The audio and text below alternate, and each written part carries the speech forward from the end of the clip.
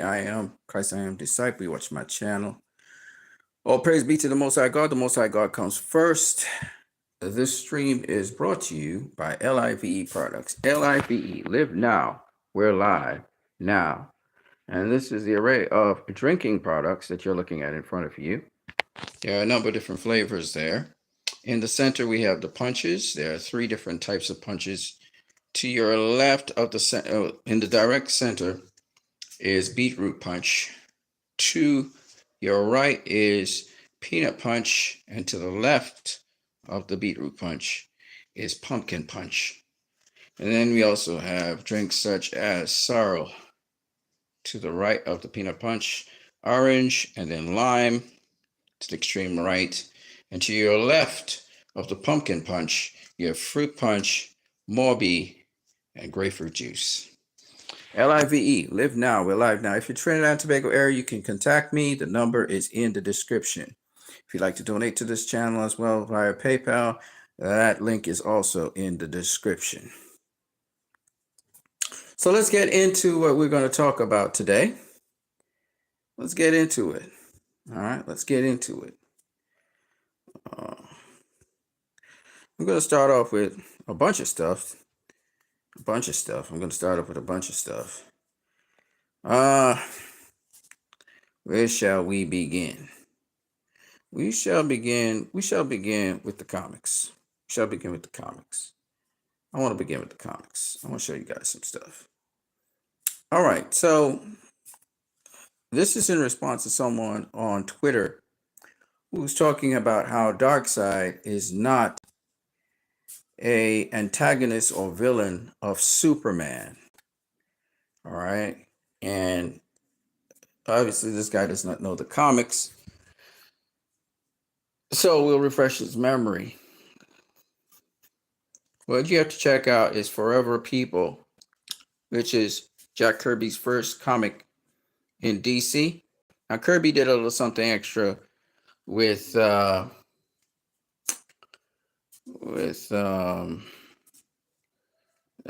Superman's photographer, Jimmy Olsen.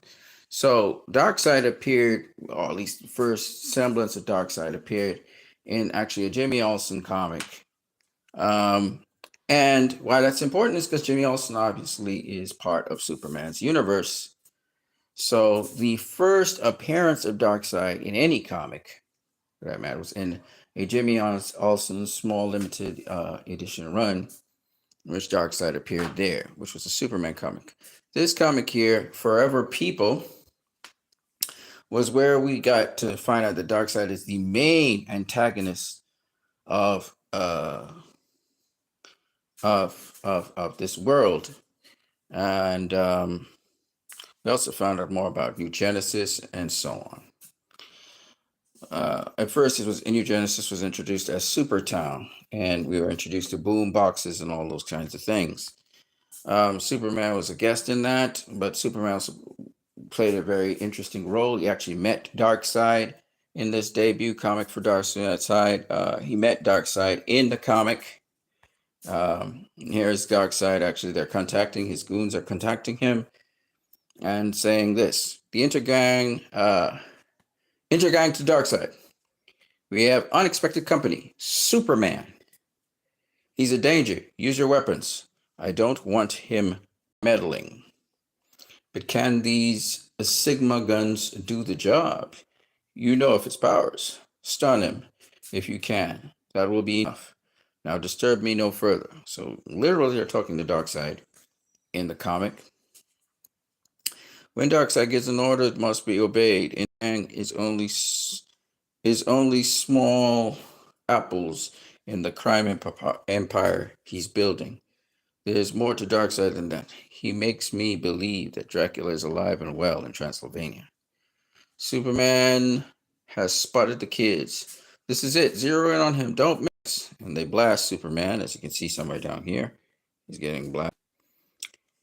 Okay. And then Superman recovers, hurls a tree at the aircraft that they were in. They dive out as the tree goes straight through the aircraft, destroying it.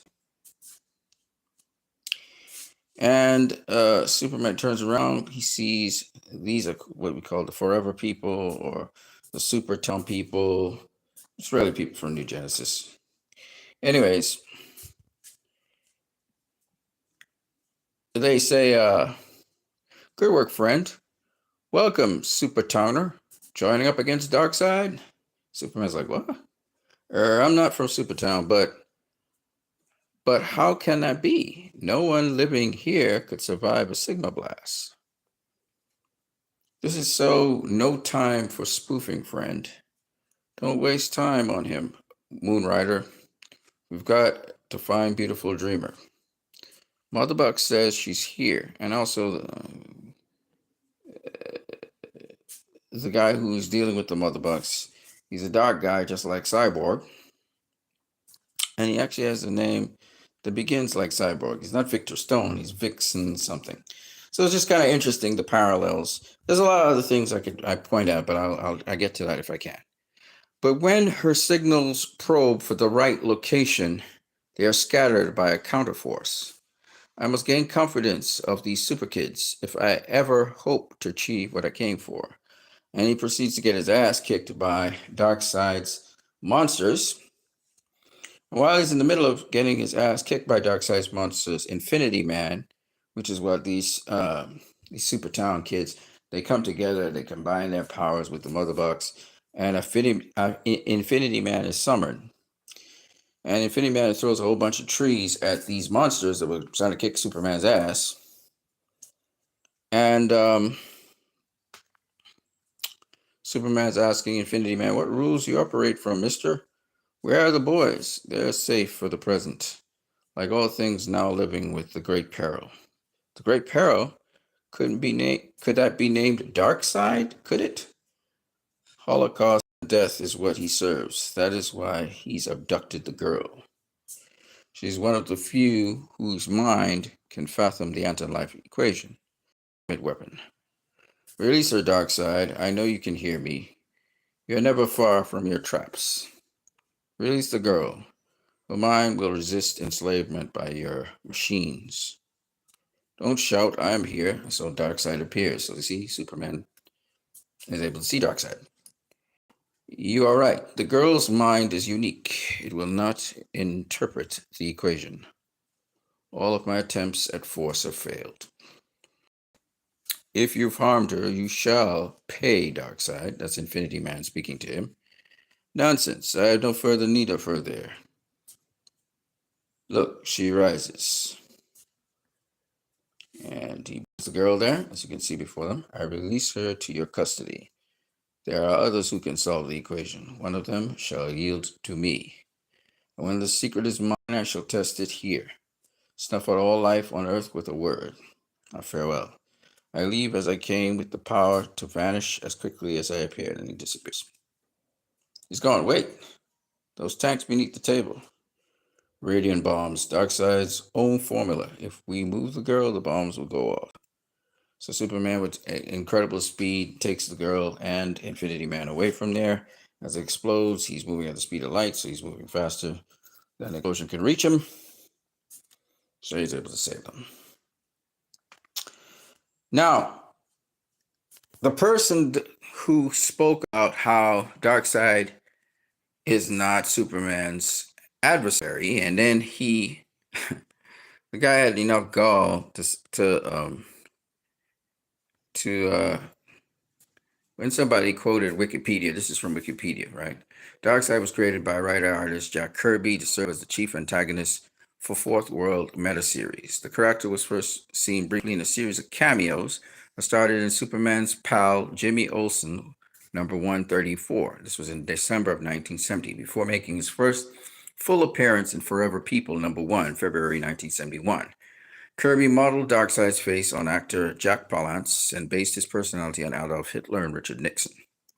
Though Darkseid was originally conceived as the primary villain for the New Gods, he would eventually be established as an archenemy of Superman and the Justice League. Now, as you can see there, the Forever People, which are the New Gods, which the New Gods of particularly New Genesis, where Highfather is, they boom tubed across to Earth because they wanted to get one of their friends who had been kidnapped by Darkseid, who was trying to extract, as you could see, the anti-life equation. Beautiful dreamer. Beautiful dreamer was the one that was kidnapped. Now, the point behind it is, while it originally started off as he's the villain of New Gods, because he came to Earth and he wanted to get the anti-life equation on Earth, it involved Earth. And actually, let me show you. I may have it, I may not have it, I don't know. So, okay. Let's see here. So you fly them out. And Superman says the trick is to outspeed the bombs, blah, blah, blah, blah, blah. Darkseid's underground complex must have been destroyed. For your lightning powers have served us well. This game is still a mystery to me, but I know this. It's a dangerous, deadly game. It's bigger than you realize. Until I'm needed again, I depart. And the guy started dispatching. He was like, hey, hold on, I got a million questions. You can put your questions to us, mister. This is basically the New Genesis people, the Forever people. You're a friend. The boys, they're back. We've got an arrangement with the Infinity Man. Beautiful Dreamer is safe. Thank you. What can we do to show our gratitude? Ask anything. All right. Help me to reach Supertown. Because Superman was interested when he found out that there's these super beings. He wanted to go to Supertown. Okay? Supertown is New Genesis, by the way. That's easy. But why do you want to go there now? Darkseid is here. He must be stopped. I need to know more. I've got to see Supertown. So Superman was going to go through the boom tube to Supertown. Okay? But eventually did not do that. He stayed back on Earth to fight Darkseid. So, for the record, people, yeah, I see some of you liked it. Thank you very much for liking the stream. For the record, people, Superman, you know, that's the introduction to Superman and Darkseid. And we see Darkseid later on, as they say, he becomes a villain of the Justice League, because Earth becomes a central place in which Darkseid is in pursuit of the anti-life equation, and this is why Earth becomes a subject of controversy, and there's a battle that wages on Earth because of that. Okay, so whenever any of these retards tell you that, you know, Superman coming up against Darkseid, which is where we were going to go, somehow it's wacky or it's out of place. These are not DC fans, okay? Jack Kirby's the one that introduced Darkseid in 1970, 1971. New Genesis, the New Gods, all of that. And quite frankly, the ultimate showdown in DC, as everybody knows, is the Justice League versus Darkseid. In fact, there's nothing greater, okay? There's nothing greater than that, okay? That's the ultimate thing. That's the ultimate showdown. That's the ultimate pinnacle of DC. That's equivalent to DC's Thanos versus the Avengers, right? That's our version of that. And Zach has such an amazing story to tell when it comes to that we just have to see it. We have to see it, man. Let me see if I can find what I'm looking for. This showdown here. I don't know if you guys get goose pimples. I don't know if you guys get excited about this. But see this scene right here? One second, let me see. Yeah. This.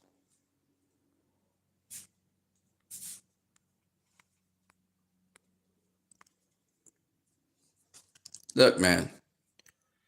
I know this might be in slow motion right now. But damn, bro. See that scene right there? That gives me goose pimples. That gives me goose pimples, baby. Oh, yeah. You know what I'm saying? The Justice League versus Darkseid, ladies and gentlemen. There's no way. I'm going to be real with y'all. There's no way in God's green earth I cannot miss seeing this showdown. This is what every DC fan ever wanted to see. We want to see Darkseid go up against the Justice League. You know, this is what Warner Brothers is robbing us of. There's no way anybody, any DC fan will let that go. They're not just going to let that slide. They're not just going to let Warner Brothers say, we're going to start over and we're going to just do this new Superman. Fuck you. You know, that's the feeling inside. I'm not trying to say I should curse and swear, but hell no. Hell no. HELL to the OO with an N in between. No. We're not going to just let that slide. And for all the DC fans out there, y'all know what I'm talking about. Y'all know what I'm talking about. You know what I'm saying? So, got to see that. That's a must. You know, you remember Desaad says, now that the mother buses have been destroyed, how will you retrieve your great prize? You know, we got introduced to the boom tubes and mother boxes in Forever People, which was Jack Kirby's first, series of comics for DC. Okay. And what is the great Darkseid? How does the great Darkseid respond to that? How does the great Darkseid respond to that?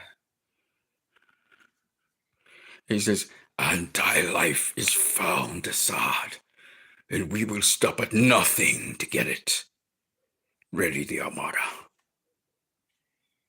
We will use the old ways. You know what I'm saying? You know what I'm saying? Come on now. Yeah. You know, you can't just bypass this stuff. You know what I'm saying? You can't just bypass stuff. This is where I pulled from. I believe pulled this. So here's Darkseid. He's in more issues of Forever People. In that issue, eventually the Forever People, they get obliterated. And because they are removed from the equation, and the gentleman on Earth who actually holds the information for the anti-life equation, he's kind of unprotected at the moment. So Darkseid thinks it's an opportunity to go and invade Earth for that, and that's where that comic book series ends. Okay, just so you guys would know. Those of you who have read the comic already, you're quite familiar with that. But for those of you who didn't, you know. Oh, you guys know this moment. Now, if we ever get the air cut, we'll actually see this moment where the Joker's firing off a machine gun. This is straight out of the animated series, Batman the Animated Series. So there was a questionnaire on Twitter where they asked which Batmobile is the best Batmobile for you. And so I just wanted to share with you guys which I think is the best Batmobile and why. This Batmobile here, the 1989 and Batman Returns Batmobile, I think it's the best Batmobile out of all the Batmobiles. I think next would be the BVS Batmobile, Zack Snyder Justice League Batmobile. But the most elegant, the most comic book looking Batmobile, well, actually, the Batmobile that influenced Batman the Animated Series. Because for those of you who don't know, this Batmobile here is basically the form from which Batman the Animated Series Batmobile is based on, as you can clearly see there. Right? So Tim Burton's Batmobile sort of kind of got incorporated into Batman the Animated Series. Right?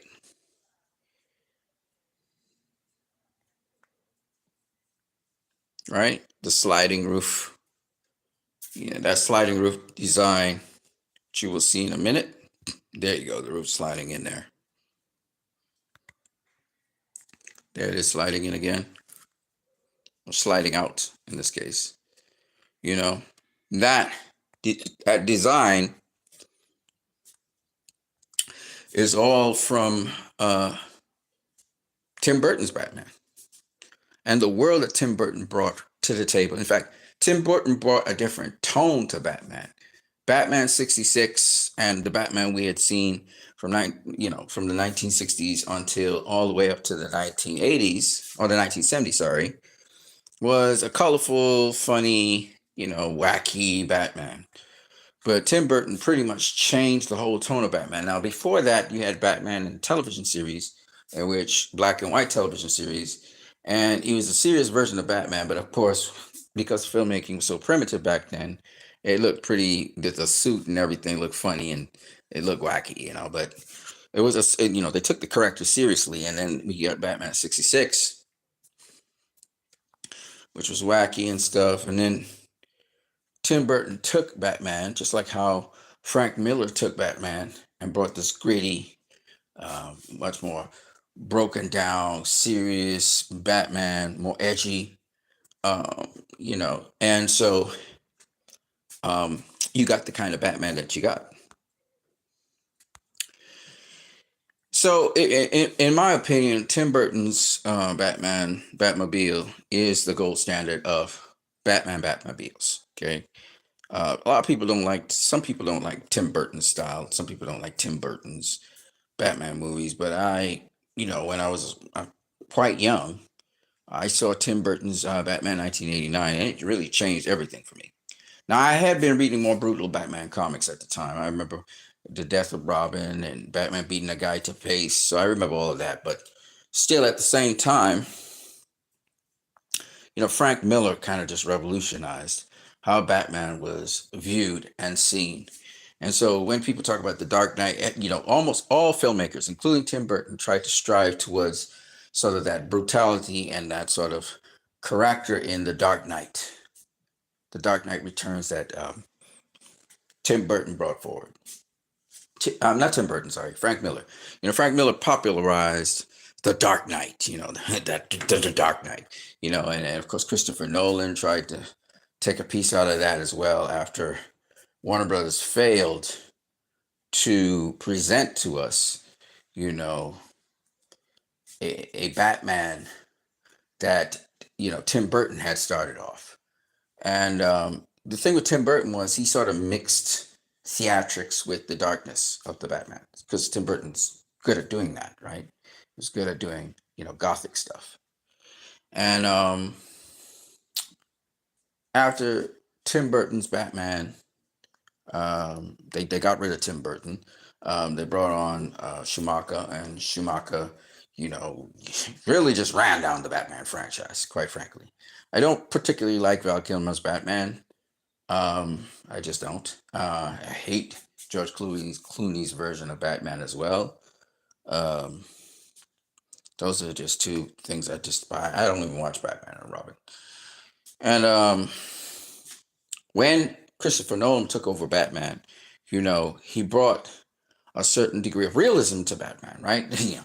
What if Batman existed in the world as it is today, right? So that was the premise under which Christopher Nolan was going. He wasn't trying to be comic book accurate. He was just trying to say, well, here's the rationale for why a legend or myth of someone could be so, right? So that was the whole point of his thing. It wasn't about being comic book accurate at all. John Blake being John Robin Blake, and it just nothing is in the context of Batman. It loosely abided by Batman rules in the Batman thing. But it was, the premise was, what if Batman was real? So that's why they had that leeway to depart. It's kind of like Joker. Todd Phillips did Joker. Joker, in no way, shape, or form is like the Joker of the comics, right? He's kind of veered off, but he's like, but this is how somebody could be like that, you see? And then eventually we realize, I believe in the sequel, he's not even the Joker, right? So that's even more interesting. So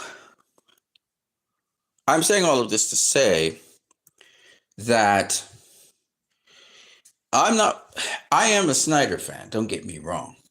but I'm not a blind Snyder fan. And I don't think there are any blind Snyder fans out there. I think most Snyder fans, whether it's directors, whether it's people in the industry, whether it's comic book writers, whether it's um, fans, or whether it's the general audience that likes Zack Snyder's style, I do believe all Snyder fans, for the most part, they don't just blindly go along with things. They usually use rational, they use reasoning. They're more mature in how they pursue their fandom. Right? We do fanboy out, but there's a certain degree of maturity to how we process things. And there's a reason why Zack Snyder appeals to us. It's because Zack Snyder, for once, is appealing to adult people in the room, just like how Christopher Nolan appeals to adult people in the room. And apparently Warner Brothers does not like that. They don't want anything that you have to think too much. I remember Patty Jenkins critiquing Zack Snyder's work and talking about how, you have to overthink his stuff and so on. And I'm like, what the fuck? Do we think are we born to be dumb, stupid kids all our lives? Come on now. Why can't we not question things? Why can't we not postulate things? Why can't we not deconstruct things? Why can't we not reconstruct things? I don't understand. Why can we not have comic book movies where adult people, kids will still get something, but at the end of the day, because they'll follow along with anything, but at the end of the day, virtues and values and things we could use in our lives, and sort of pitching a question to us, putting questions to us about our society and ourselves for us to discuss. I don't think that's a bad thing. I just don't think so.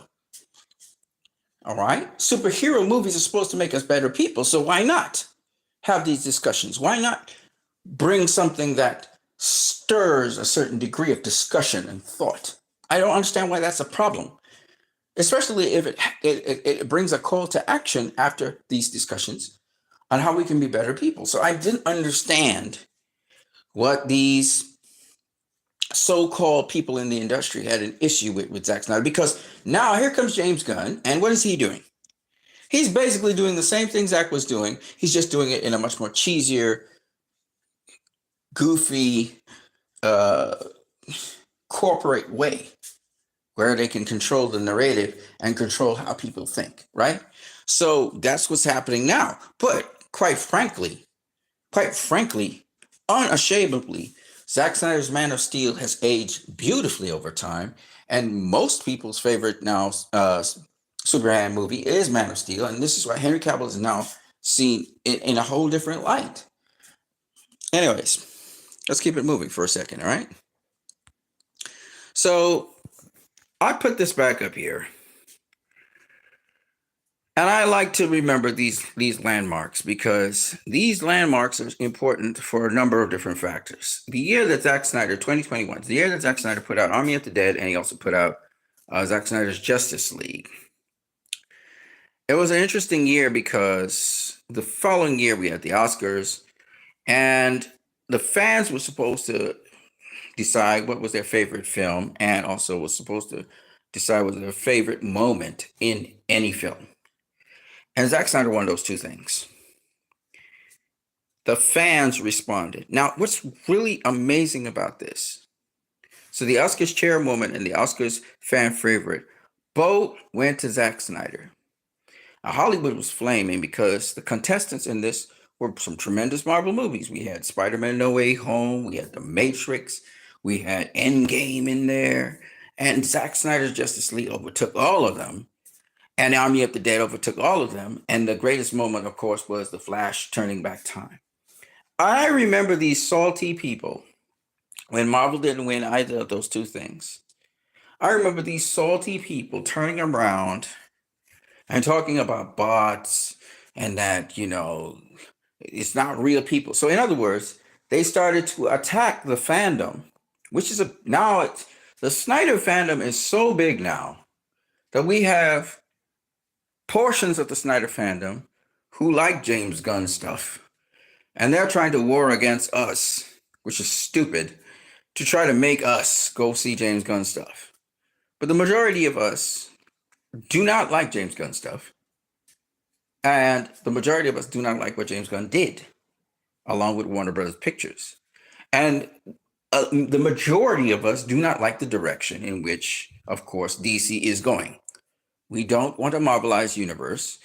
And We don't like how Warner Brothers and James Gunn treated Henry Cavill, Ben Affleck, Gal Gadot, Ezra Miller. Um, how they treat, and they still treat to this day, they're blackballed, Ray Fisher. Okay, how they've treated Zack Snyder after still trying to pick Zack Snyder's brains and after still trying to pattern their style after Zack Snyder up to this day. James Gunn is still trying to pattern his movies and everything after Zack Snyder. He's doing it in a much cheaper, very shoddy way, but he's trying. Okay, and my point being this: you would think after these two awards, which they then turned around and tried to defame and bring down, okay? After Restore the Snyderverse with 1.5 million tweets, after the fact that I think I have it somewhere here. I should have it somewhere here. I don't see it, but I thought I moved it here. Hold on a second. I don't know where I put it. It was supposed to be in here, but I don't think it's in here. Oh, it's there still. Okay.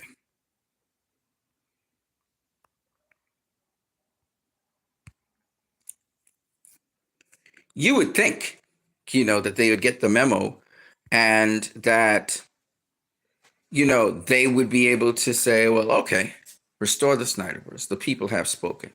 You would think after Deadpool and Wolverine, after seeing actors who hadn't played roles of superheroes in over 20 something, 30 something years, 40 something years, Wesley Snipes came back, and the lady who played Elektra, she came back. You would think after that seeing them in Deadpool was evidence that Henry Cavill, Zack Snyder, Gal Gadot, Ray Fisher, Ezra Miller, all of them could come back together. And once it's the continuation of Justice League, they'd be there. They'd find themselves there. They would figure out a way. You would think so, right? Because money talks, bullshit walks. You would think. This is a very recent poll. This poll happened, it ended on Christmas Eve. And as you can see, resoundingly, and my time to shine is Grace Randolph. Okay. She's the one, she's doing the little scoop thing. And she goes under the alias My Time to Shine. Hello. And Grace Randolph has a multitude of different people who follow her as a scooper. And you can see almost 22,000 votes came in as final results. And what was the verdict by her audience? Her audience, 64% of them, which is like 14,000 votes, 15,000, 14,000 votes, said that they wanted to see the Snyderverse return. And 32% said no, they don't want it to return. And 4% said maybe. And maybe means, yeah, that for the 64%, you get 68%. So once again, whether you think that this is a fandom or audience or whatever you think it is, once again, you see that the mandate that was set out since 2021, that mandate has been held. I've seen detractors speak about how, the Snyderverse is dead. It's ran its course. Zack Snyder failed. And I'm asking them a question. I asked them a question. I said, when you say the Snyderverse, what exactly are you talking about? Warner Brothers tries to confuse everyone and say the Snyderverse is, the DCEU. That's not the Snyderverse. And the name Zack Snyder should tell you everything.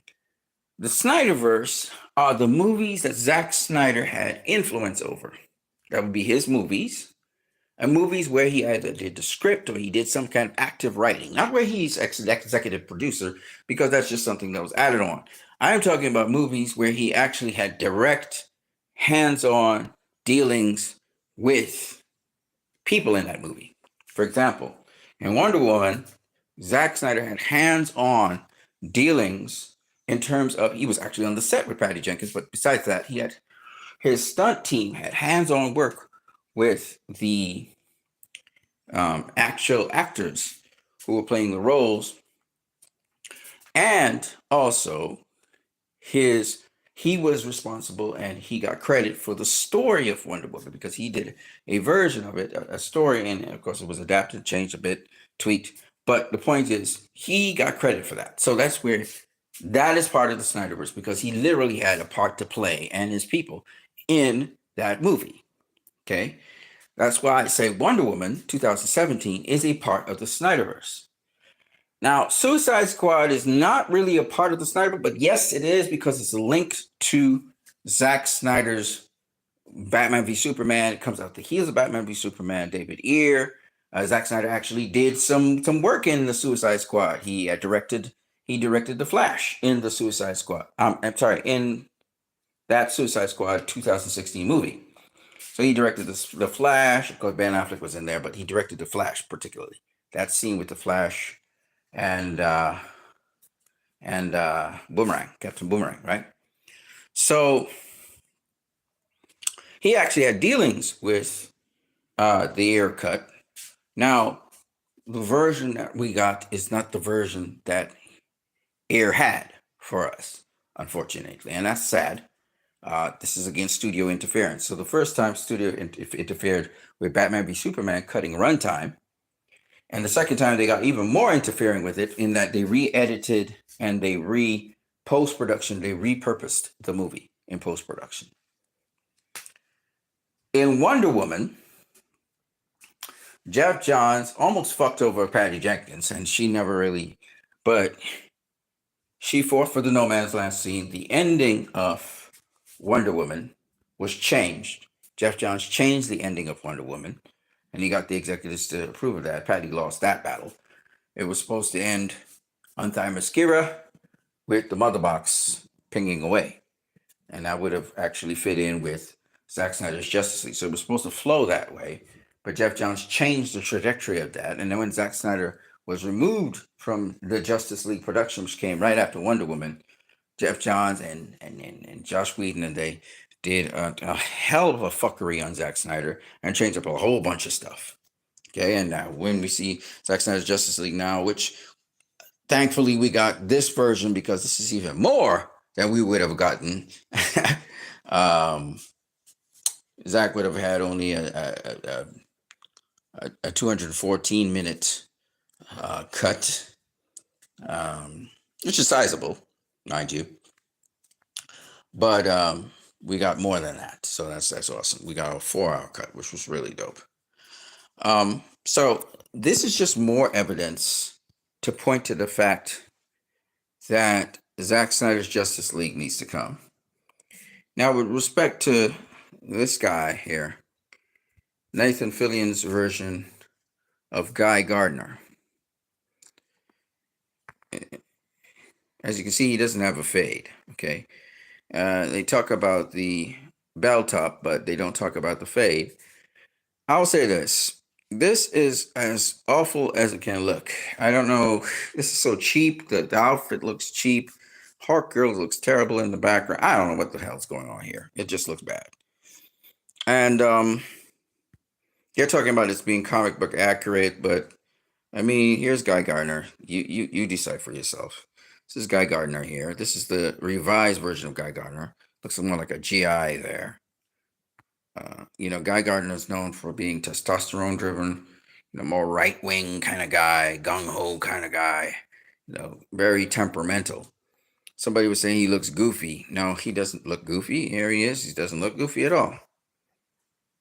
Doesn't even look goofy here. He looks more like a ragamuffin here. All right. He has what's called a bell top haircut with a fade. Okay. Bell top haircut with a fade. This shit, I don't know what the fuck is that. That looks like a mop on his head. But that's what you get with James Gunn. He doesn't know how to do realism. He has to sort of You look at the monsters; they're just big old blobs. It's just what James. This is how James Gunn does his thing. So, and I don't really like his style. I don't. You know. So, to me, this is just pure trash. This is more DC trash. This is the animated series with the Green Lanterns, and this is John Stewart. As you can see, John Stewart, along with Yollinger, and I forgot what his name is right now. I don't know what's slipping my mind. They all look like, of course, the DC characters. And Zach always adds a little extra something there where the signal's kind of coming out there. So it's really dope. And I gotta say, you know, Zach makes characters look great.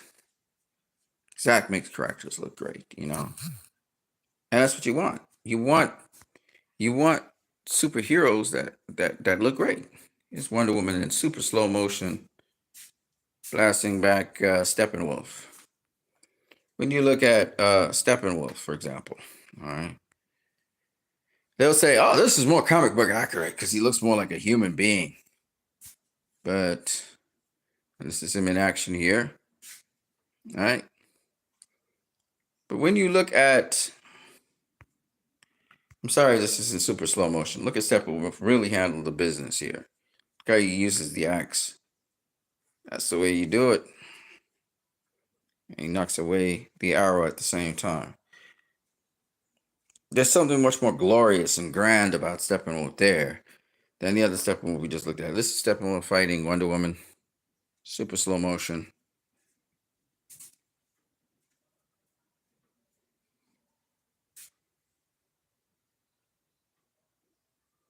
All right. And this is Whedon's version. And it looks awful. It looks like a CGI game. Yeah. Here's Superman kicking Steppenwolf away. Super slow motion.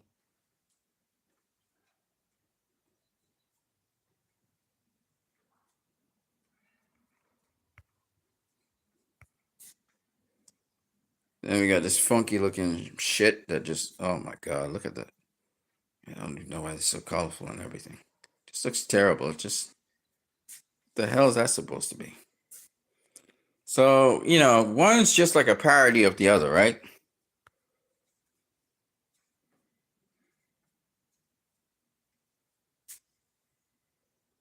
Breaking off those arrows, man. So that's the problem with the DC. DC's got these parodies and nobody can take it seriously. And meanwhile, Marvel's just kicking ass. Deadpool and Wolverine, yes, it was funny, but that's Deadpool. Deadpool is a funny guy, right? So to see Deadpool and Wolverine finally doing what the fans were expecting, because in the first Wolverine movie where Deadpool, his mouth was stitched shut, he couldn't talk. It was just so stupid, and like the fans were like, Deadpool is known as the Merc with the mouth. What are you talking about? And so it was just so stupid to see that. And I don't know who comes up with these awful ideas. Is it that you're trying to tick off the fans or something? I don't get it. I mean, some of these ideas are just so awful. But yeah, there's Zack Snyder doing his thing. Here's now this is Whedon trying to do something here. And it's just so weird. It just looks weird.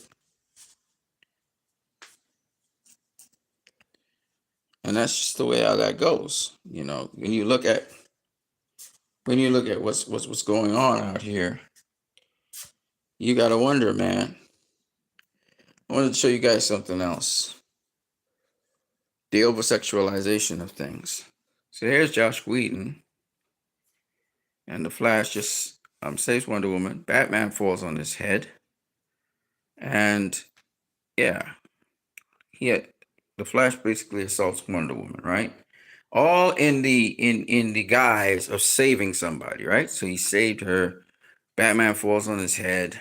Always a mockery of these characters. And if you look, what was the first thing we saw in the Superman movie?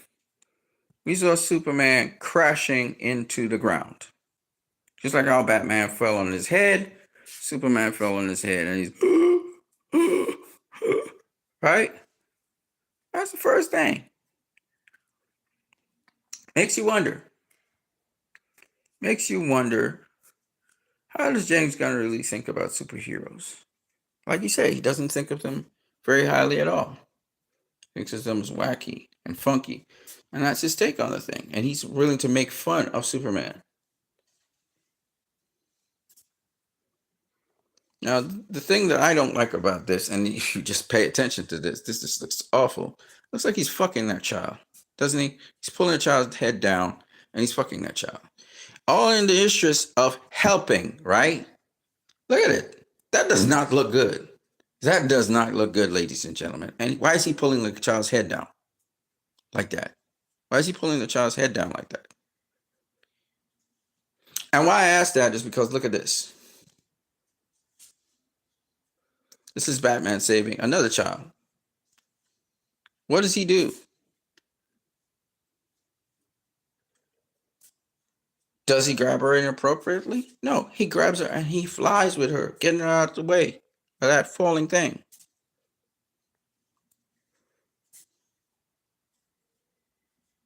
Zach's careful about that. And they glorify this. The stupid fans glorify this shit. This is weird as fuck, ladies and gentlemen. That does not look good. Okay? And I'm gonna say this also, just for the record. For the record. That's what these predators, these sexual predators do in their movies. Right? Gunn is no different to Mr. Josh Whedon. He's no different. Look at Whedon. Whedon's a little bit more obvious.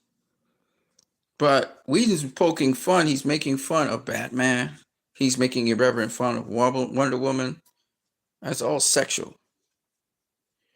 And when you look at Superman, it's the same thing. Gunn initially, he smashes Superman into the ground. He's got Superman dressed real awful. Everybody's saying he's the worst looking Superman we've ever seen. Remember James Gunn saying that Superman had a poop fetish with whatever the guy's name is, right? Peacemaker, right?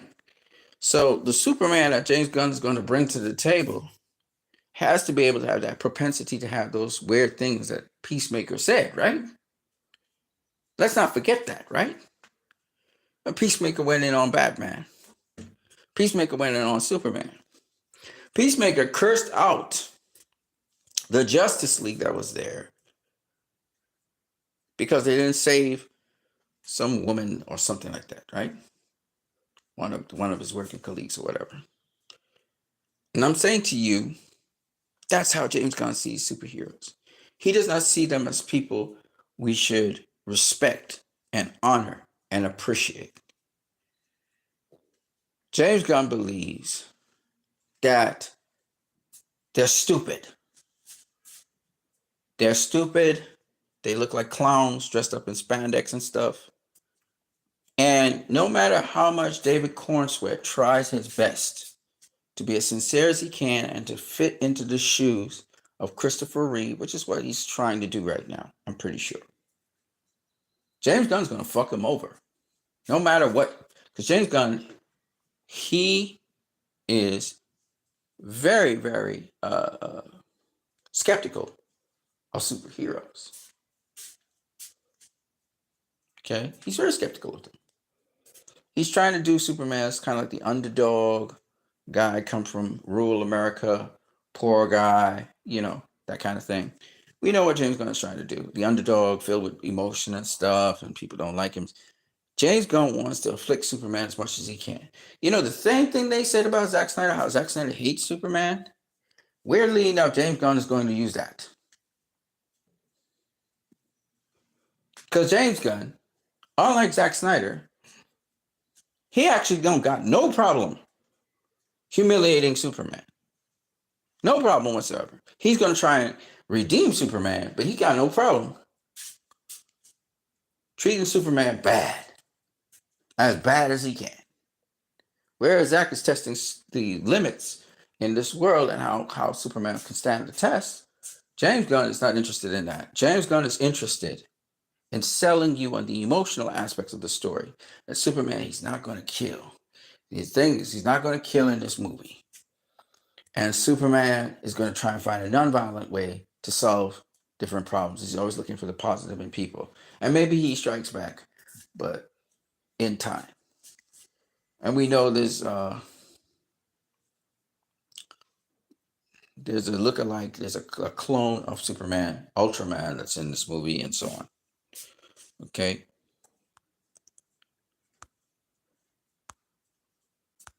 Okay, I'm almost an hour in, so I'm gonna try and wrap this up real quick.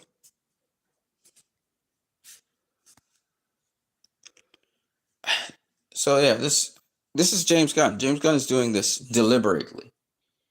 Okay. And they say it's a style or something, but this is just awful again.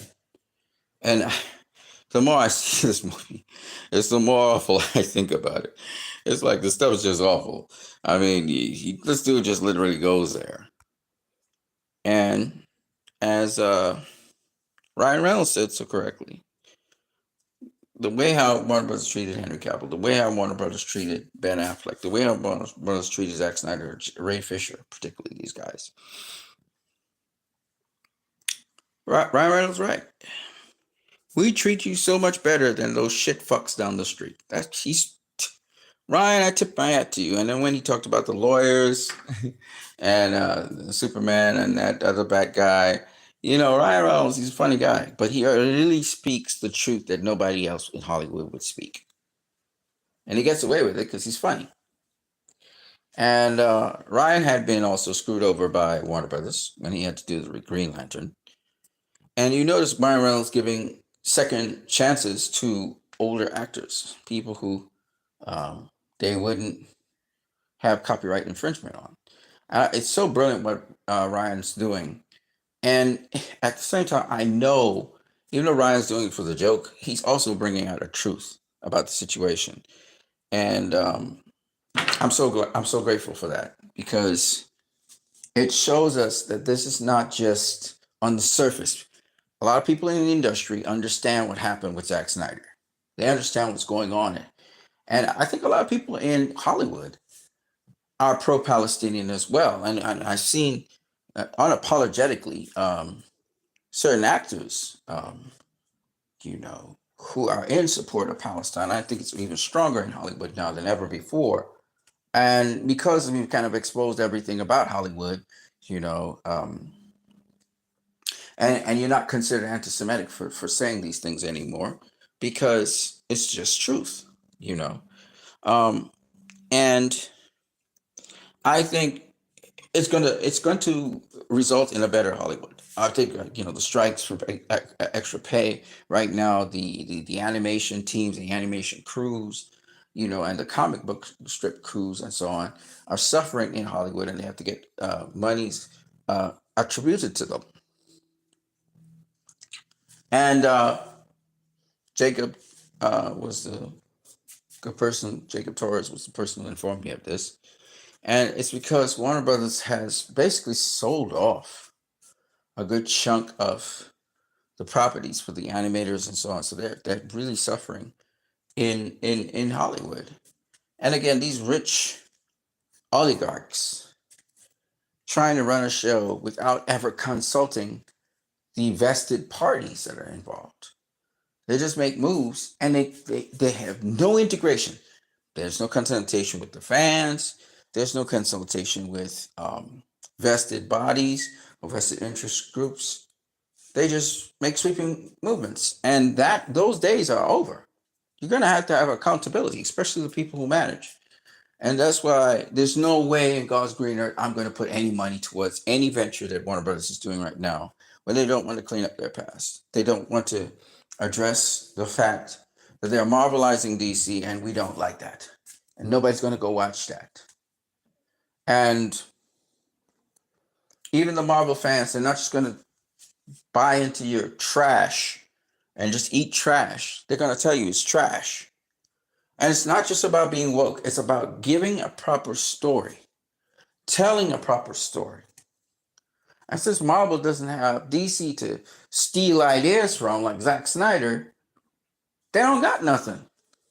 The next set of movies is not doing well because they need somebody who can tell a good story. And the person who's been telling a good story has been Zack Snyder. Say what you like about his Rebel Moon movies. Say what you like about Twilight of the Gods. Say what you like about Army of the Dead.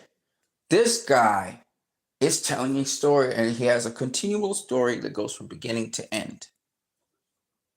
And that's the thing with Zack Snyder. And I don't give a fuck about the critics. I said this before and I'll say it again. I don't really care what the critics think.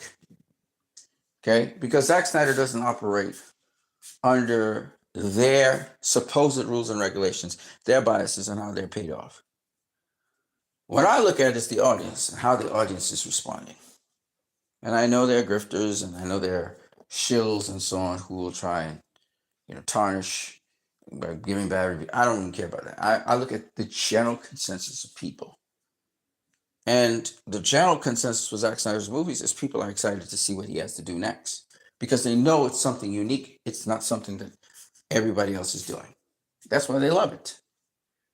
And the fact that Zack was going to give us Justice League versus Darkseid was enough for any DC fan. For any DC fan. And so that is why when they say, oh, you need to give up or you need to shut up or you need to move on, I laugh because it's like, you're not moving on. What are you doing in a Restore the Snyderverse stream or chat trying to tell me to stop doing that? Why are you here? Why can't you move the fuck on? Move the fuck on and ignore it. Yeah. So they can't even do that, And that all goes to show you where we're at. I look at some people try to badmouth and they continue to be negative about Zack Snyder's films 10, 15, 13 years after. And they don't realize all they're doing is giving power to the people who want to see the Snyderverse come back. If you say nothing about the Snyderverse and you focus on what you should be focusing on, which is James Gunn's Superman movie, but every time you compare it to the Snyderverse, you have to use the Snyderverse as a reference. Or every time, and it doesn't matter what we do, because if we're saying something bad against James Gunn, you're the one that's saying we are not moving on, so it doesn't really matter. So even if we critique James Gunn's crap, which to me it's a hot pile of trash. Okay, the trailer's a hot pile of trash. And right, even if we go into that, right? Why do you care? You're pushing for what you're pushing for. You should be excited about what you're excited for. And you should be pushing forward. Now, if I come on one of your streams or your trailer or your video and I start badmouthing James Gunn, then you have all right to retort. But unless I'm coming into your vicinity, if you're only coming to me, I'm not going to you. You're coming to me to talk bad about Zack Snyder, and I really don't care about you, right? I'm not going by you. I'm not going to see what you have to say. Don't care. Then it means, ultimately, in the end, you feel that what you're saying and what you're doing is inferior to what I am providing. You're letting me control the narrative. And that's what they cease to understand. And they know within their hearts of hearts that that's what really is. That actually we have the upper hand, and we've always had the upper hand. And none of their movies are going to make any kind of profit or anything. They're not going to turn. None of the movies. Because the direction in which they're going is not profitable. The majority of people are not going to watch that stuff. They don't care about that stuff. Right? They just don't.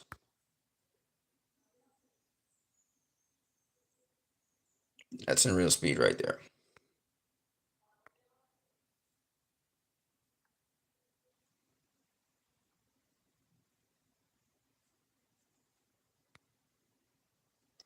So I got a few more things to say, and then I'll wrap it up because I know this is.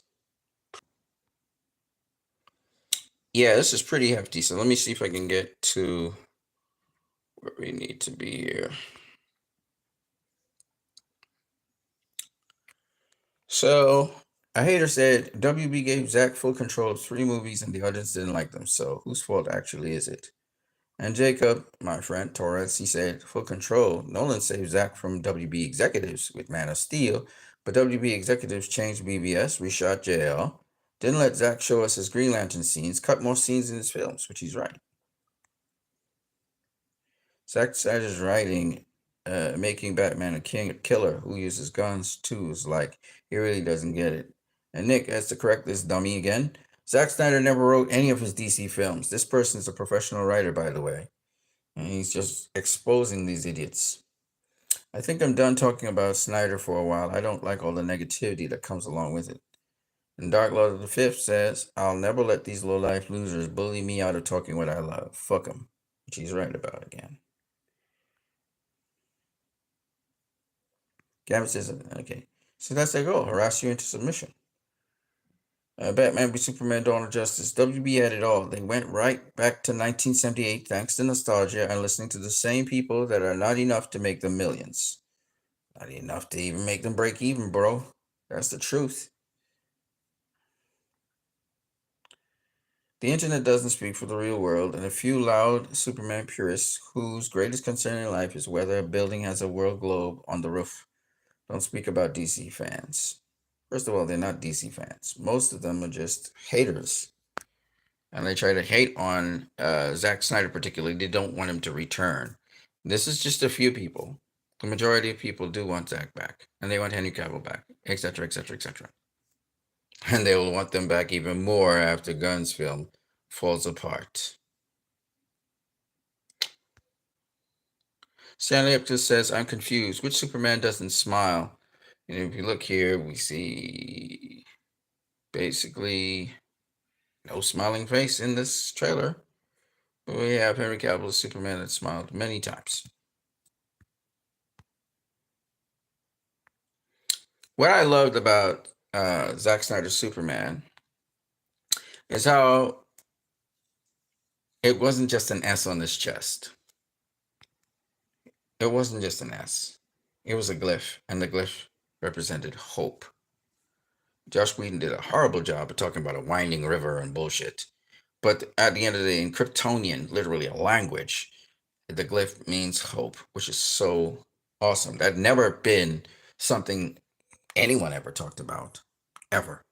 So Zach brought a totally different spin to it. Of course, that was really David Goyer and Christopher Nolan's brainchild, but nonetheless, brilliant. Okay, where's Green Lantern? Uh, Green Lantern with a $365 million budget and Green Lantern with $0 budget. Which one do you prefer?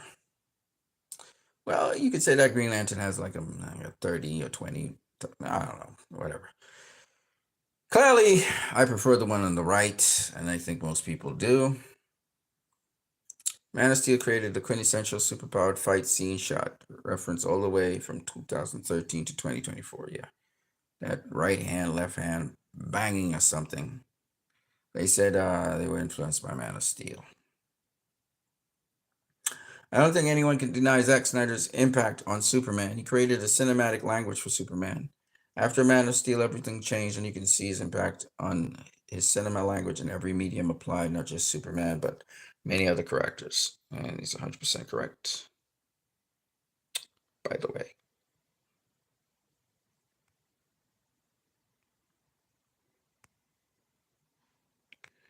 Okay.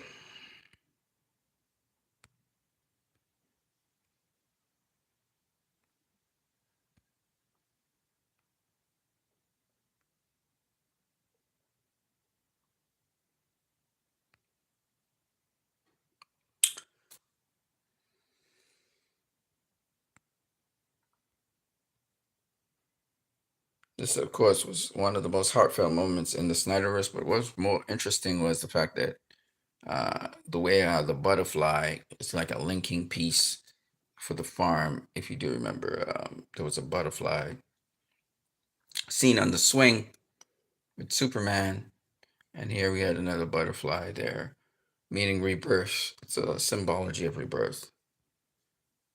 So somebody again trying to attack Zack Snyder talks about, which is the real, which one's not like the others, the Daily Planet. But there was a bowl inside of the Daily Planet, so that's, some people are just stupid.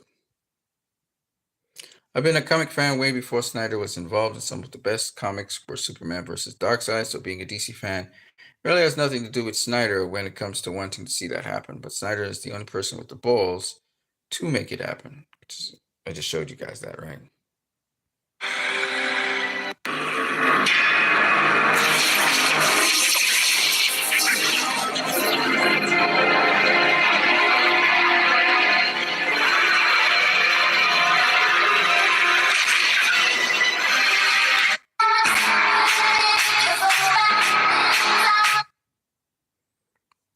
So, should the Snyderverse return? And this poll showed yes, it should. And Sammy says the people have spoken, restore the Snyderverse. And shout out to Sammy, also known as Snyder Queen. Out there, she's been fighting hard as well.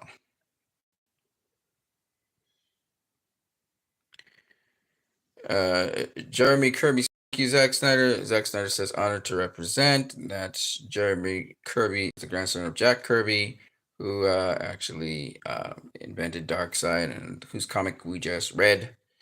And of course, in Darkseid's comic, Darkseid is a adversary of Superman and by extension Earth, which means all of the Justice League. He's also an enemy because he wants to get the anti-life equation, which he's always in search of since day one. So this is the clown here, Roy. He said, every time cultists bring up Darkseid, I immediately dismiss their argument because they really still think Darkseid is a Superman villain, which he is, as we clearly realize. All right, so that's the clown that said that. Brad Curran, shout out to Brad. Yes, sorry, Zach, but I don't for 1 second believe that you only got the idea from Swanwick Martian Manhunter for some online fan theories. Man of Steel damn near punches you in the face with all the hints to it. Matrix green tint is all over the place in Swanwick scenes. Which is true. Yep. I think Zach knew, and Harry sort of kind of knew too. Sometimes you have to take a leap of faith first. The trust part comes later. A leap of faith, as in leap high enough to clear a tall building in a single bound. I can't believe it took me 11 years to catch that. It's kind of cool.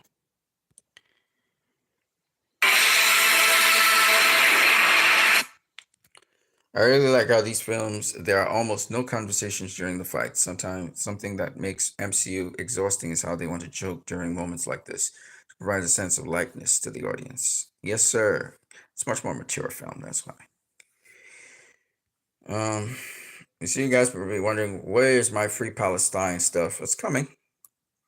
Zack Snyder did a lot of amazing things with action. I took a lot of stuff from that and already have before then. Not only action, this is James Gunn talking about, using things from Zack Snyder. And we've seen it a bunch of times with James Gunn, so this is not surprising. And to have a guy copycat Zack Snyder, really, just bring back Zack Snyder. Like, what the fuck?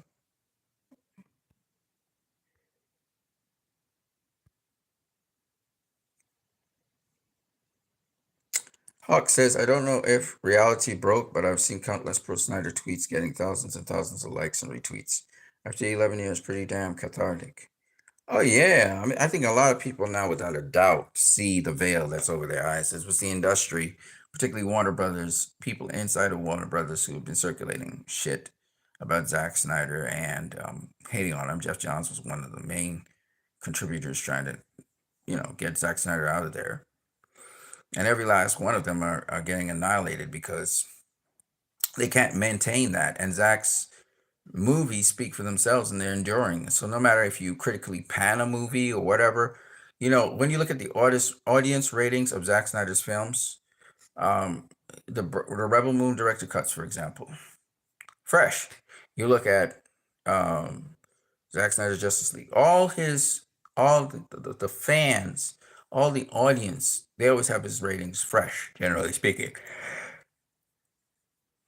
I think there are one or two exceptions, but for the most part, the people, the audience, not just the critics, but the audience, the complete, and the audience in its entirety generally dig Zack Snyder's movies. And because Zack, I remember when BVS first hit theaters, people didn't know what to make of it. I think Zack does something more. He makes the audience have to think. He makes the audience have to. This conversation, there's going to always be a conversation at the end of a Zack Snyder movie because Zack always does something that's going to make you uncomfortable. It's going to make you want to reevaluate things. So that's what makes his movie so good. A lot of people dig it, and it's not trying to pamper you. It's not some fucking Disney movie. It's a movie where you're going to have to think. You're going to have to process things, and you're gonna have to have a discussion after the movie because there's a lot of things going on in that movie which will have you. It challenges certain things. It may challenge even your understanding of the history of the mythos, and that's what he wants to do. He wants to kind of make you research things, make you dig into things, make you look at things in a different way. And I think that's what he did so successfully with Superman, Batman. He had that conversation. Everybody was having this conversation about Superman and Batman and Wonder Woman. And to this day, people are having that conversation because he was able to both provoke as well as he was able to make people uncomfortable enough that they would want to have that conversation. And some people are unwilling to have an adult conversation about these topics. They prefer to stay as a child. They want to stay in their safe zone, in their comfort zone. And so those people are the ones who say they hate Zack Snyder stuff and whatever. They're not willing to grow up. They're not willing to reason, higher level reasoning about these characters and actually get a much more thorough dive into the characters that will benefit them as adults. That these characters are sustaining and they maintain in society because of adult themes, maturity to see why they're relevant. They're not willing to have that conversation. They prefer to have this. So this is why James Gunn is doing what he's doing. But the people who actually watch DC are not the people who watch Marvel mostly. These people want a deeper dive. These people want a deeper delving into characters. And that's what DC always provided. And so when DC's not providing that, they don't have anything to go to. So they're not going to go watch the movies. It's really that simple. And it's a different kinds of people. Joker provided something. It wasn't just about being dark and gritty. And no, it has to provide. You have to provide something. You have to say something. And with BVS, it said something. With Zack Snyder's Justice League, it said something. It was an ongoing story, right? Man of Steel, BVS, and Zack Snyder, they're constantly saying something. There's just constantly a dialogue going on there. Particularly in BVS, the major character in BVS, for a lot of people think it's Superman or Batman or it was Lois Lane or it was Lex Luthor. No, the major character in that movie was the world, was how we perceive Superman. And that's what Zack is just, he throws you for a loop because he's now taking us. We are the major actors in this movie. And that's what made that BVS such a great movie. Man of Steel is, of course, Superman's acceptance of us. And then in Zack Snyder's Justice League, it's not only the maturation of Superman, but it's also the preparation of a group of heroes to represent us, right? It's a birth of the Justice League. So when you look at the completion of this thing, how well knit together, how well put together it is, I mean, you have to ask yourself the question, why is it that Warner Brother Pictures, why is it that Warner Brother Discovery, why is it Warner Brother Studios have not continued to restore the Snyderverse? Is there some favor they want with James Gunn? Is it they're so fucking stupid that they want to still chase after Marvel after all these years? Why are you chasing them? Everybody will say this. This is a universal consensus, okay? Across the board, everybody's saying, why is Warner Brother Pictures and DC trying to chase Marvel? Why are you doing that? Why do you feel you need to be like Marvel? Why can't you just be DC? Okay? You got through with one film. One film you had major success with, and that's Aquaman. And that was because Jason Momoa was preaching restore the Snyderverse, and James Wan had a fan base, that he built up. And I want two combinations. What made Aquaman successful? It was not anything else. Why? Because the sequel of Aquaman didn't do well. The sequel of Wonder Woman didn't do well. And Wonder Woman was more a Snyderverse movie than Aquaman, right? So at the end of the day, what this tells us is these people don't know what the fuck they're doing, and they need to go. We need to get rid of them. And if seeing the next couple of DC films flop doesn't send the message for them to get out of there, fire them. Okay, if you want to keep Abdi and DeLuca, keep them, but fire everybody else, including David Zaslav, who Leroy Kong, shout out to Leroy Kong, told me he was an asshole, and I didn't believe him until now. You know, get rid of these people. These people are taking up space. They're not doing anything. They're costing billions of dollars now. The studio has lost billions of dollars. Okay, and somebody's pocketing those losses. Somebody's benefiting from that. There's corruption going on. So fire these people. Get them out of there. Fire them. James Gunn got his last shot at Superman 2025. And he's not going to succeed in making that movie make profit. We know this already, because its budget is too high. It's not going to make any profit for them. It has to make over $900 million to be profitable in the smallest way. So that's not going to happen. So we already know what's going to happen with James Gunn's movie. Okay? So why don't we just move on from that? And why don't we, whoever's in control, I don't know who will be in control, but I do favor Abdi and DeLuca. Those are cool people. I wish they would have just been the head of DC and just let things run. And hopefully things would have been better, because when they were over DC, Black Adam tightened up a bit. You know, it was coming out to be a much better film. We didn't support Black Adam because, again, The Rock had the opportunity to link it to the Snyderverse. He did not in interviews. And then the movie itself didn't link to the Snyderverse. And they went back with the blue suit Superman.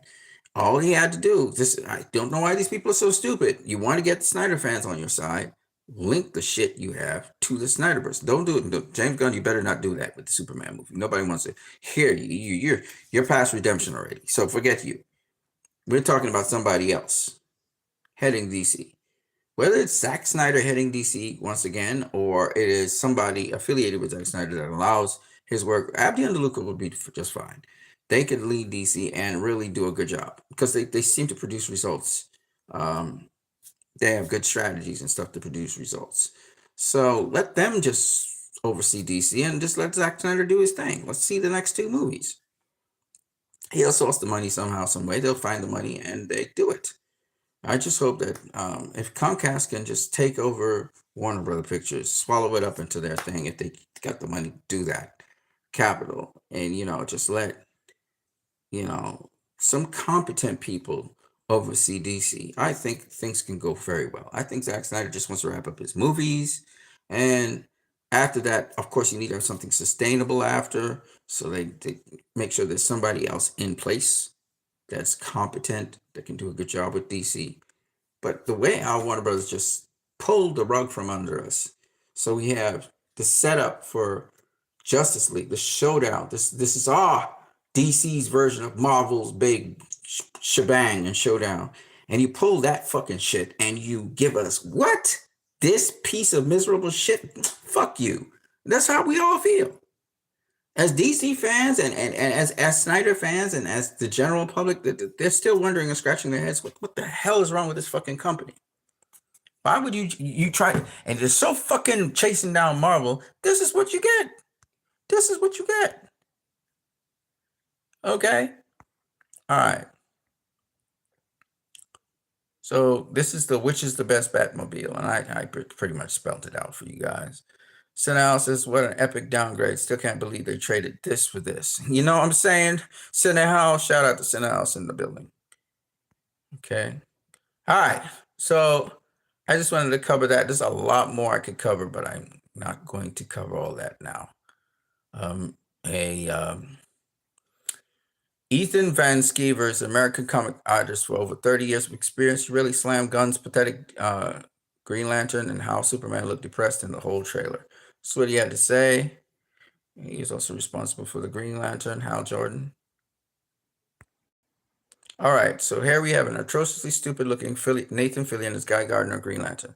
This is a humiliation. This is what I'm telling you. James Gunn just seems to mock these heroes. He's going to try and squeeze out something good, but at the end of the day, it's like he's just trying to debilitate them. Like the worst version of Superman you could think of, he's coming up with. Once again, this leaked already from a set image, like this image of him in costume looking stupid with that bowl cut. You should have done that instead of putting that stupid bowl cut on him. And by the way, Guy Gardner doesn't even really wear the bowl cut anymore.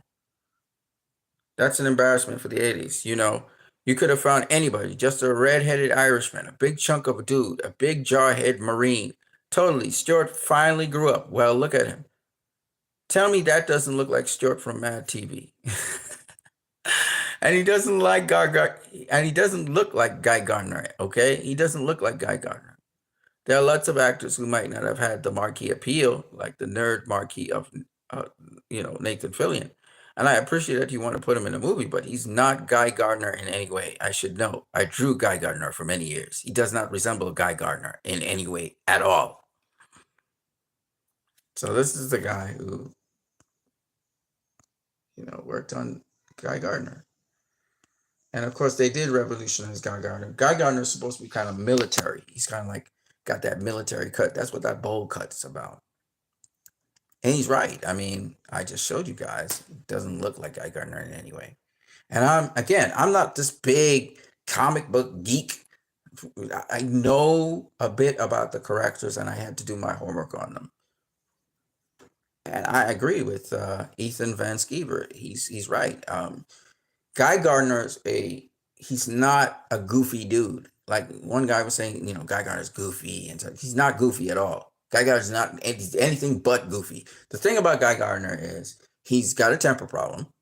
He's very gung-ho. He's very into the action. He's like a Marine. He's action driven, That's Guy Gardner. That doesn't mean that and yes, he does some atrocious things, but at the end of the day, Guy Gardner's not goofy. He's not goofy.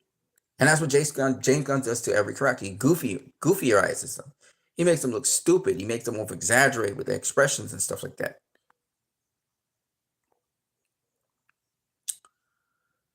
I don't even want to go into this. This is just petty.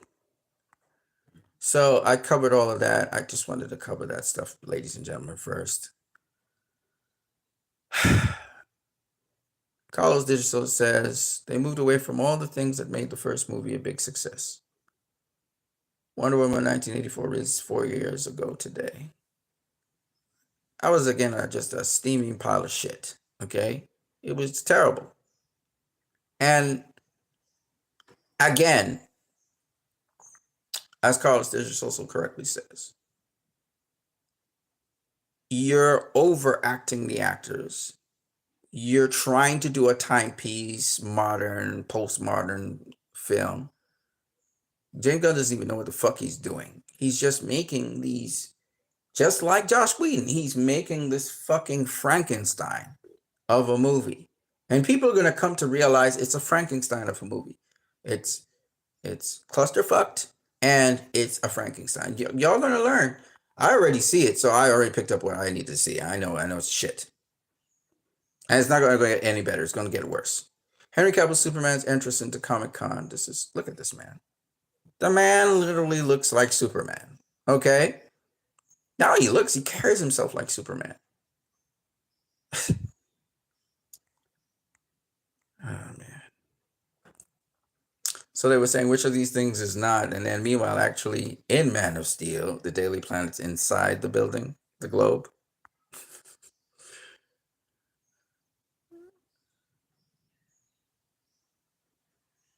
Okay, this is just a fan talking about Man of Steel. Check this out.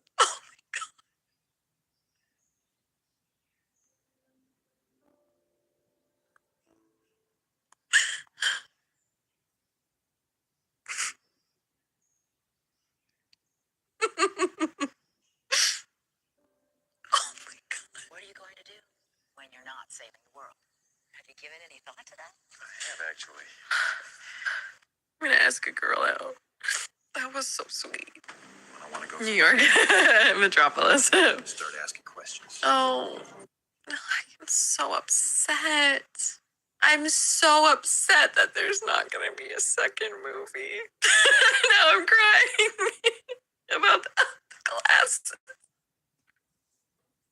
Okay. All right. Now, first of all, there was a second movie, so I don't know what she's talking about.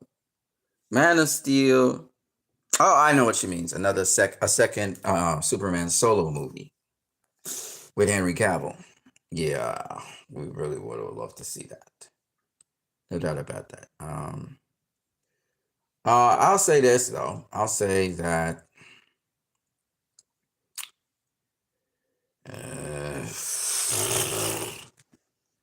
I don't know what to tell you guys. You see, everybody wanted Henry Cavill to come back as Superman and do a solo flick again.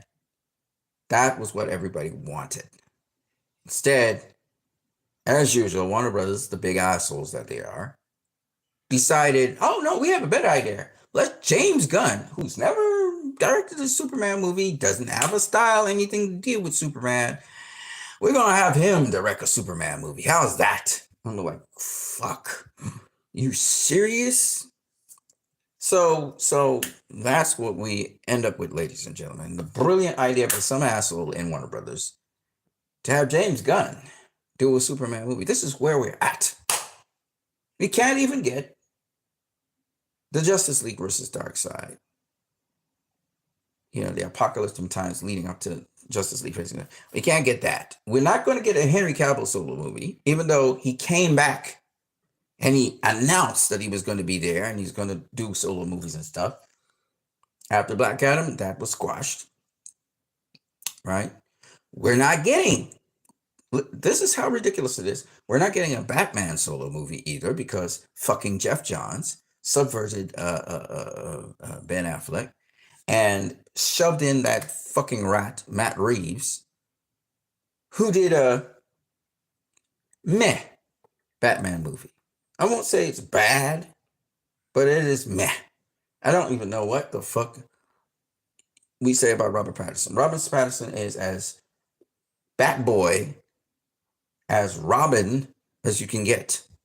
He would do well as Nightwing, but he's not fucking Batman. There's just no way. He don't even have the Batman chin. He doesn't have a Batman chin.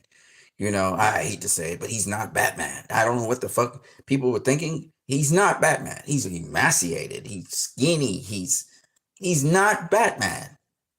You know, Batboy. That would have been great. Batboy. A Batboy movie. That would have been great. You know, or a Robin movie. That would have been great. But he's not Batman. In fact, if you go and you watch Titans, the guy who's playing Nightwing in Titans, who said fuck Batman, by the way, Robert Pattinson looks more like him and his profile, right? So that is why I keep on saying he's not Batman. Okay? It's just not Batman. Don't try to sell me somebody who's not Batman as Batman. It's just after you've had Ben Affleck as Batman. And it's the same shit we're going to deal with when it comes to Superman. David Cornsweet is not Superman. He's not Superman. He's not Superman. He's going to be an underdog, ragtag, James Gunn lead character, like in Guardians of the Galaxy. Okay? Like Peacemaker, ragtag character in The Suicide Squad. This is what James Gunn is trying to make Superman into, an underdog kind of guy who doesn't kill people. All right, he's trying to give the fans everything they asked for. The squealy, whiny fans who are the minority. This is what he's going to give them what they want. He's going to deliver up a marvelly piece of shit that we will consider as Superman.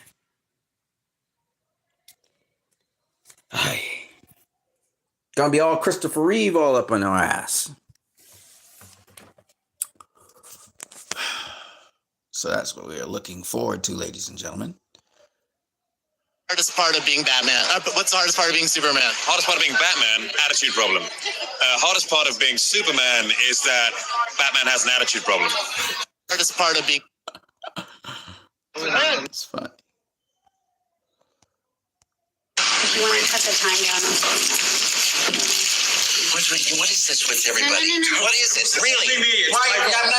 I'm serious. Fucking A, man. It drives me nuts. Who gives a fucking shit how long a scene is? If you want to cut the time down on When directors are directing, they're not going to be looking at. They're not going to be looking at time, okay? Sammy says Wayne's murder and BBS is pure cinematic masterpiece. That is true. Guy, I hate to say this, but James Gunn won't get us here. Yeah, I know. We have this clash to do, and then we have yeah, we got all this. Oh man, I can't wait to see this shit. I know it's gonna be sick, especially having to deal with New Genesis and Apocalypse and all of that background that's involved there. That would be great. I can't wait to see it, and I know we will see it. Restore the Snyderverse. Okay, so I've gone into great detail on a lot of things when it comes to the Snyderverse. Let me now talk a little bit about world events. I'm going to try and cover this as quickly as I can. So the first thing I'm going to say is Happy Christmas to all those who support Palestinian people.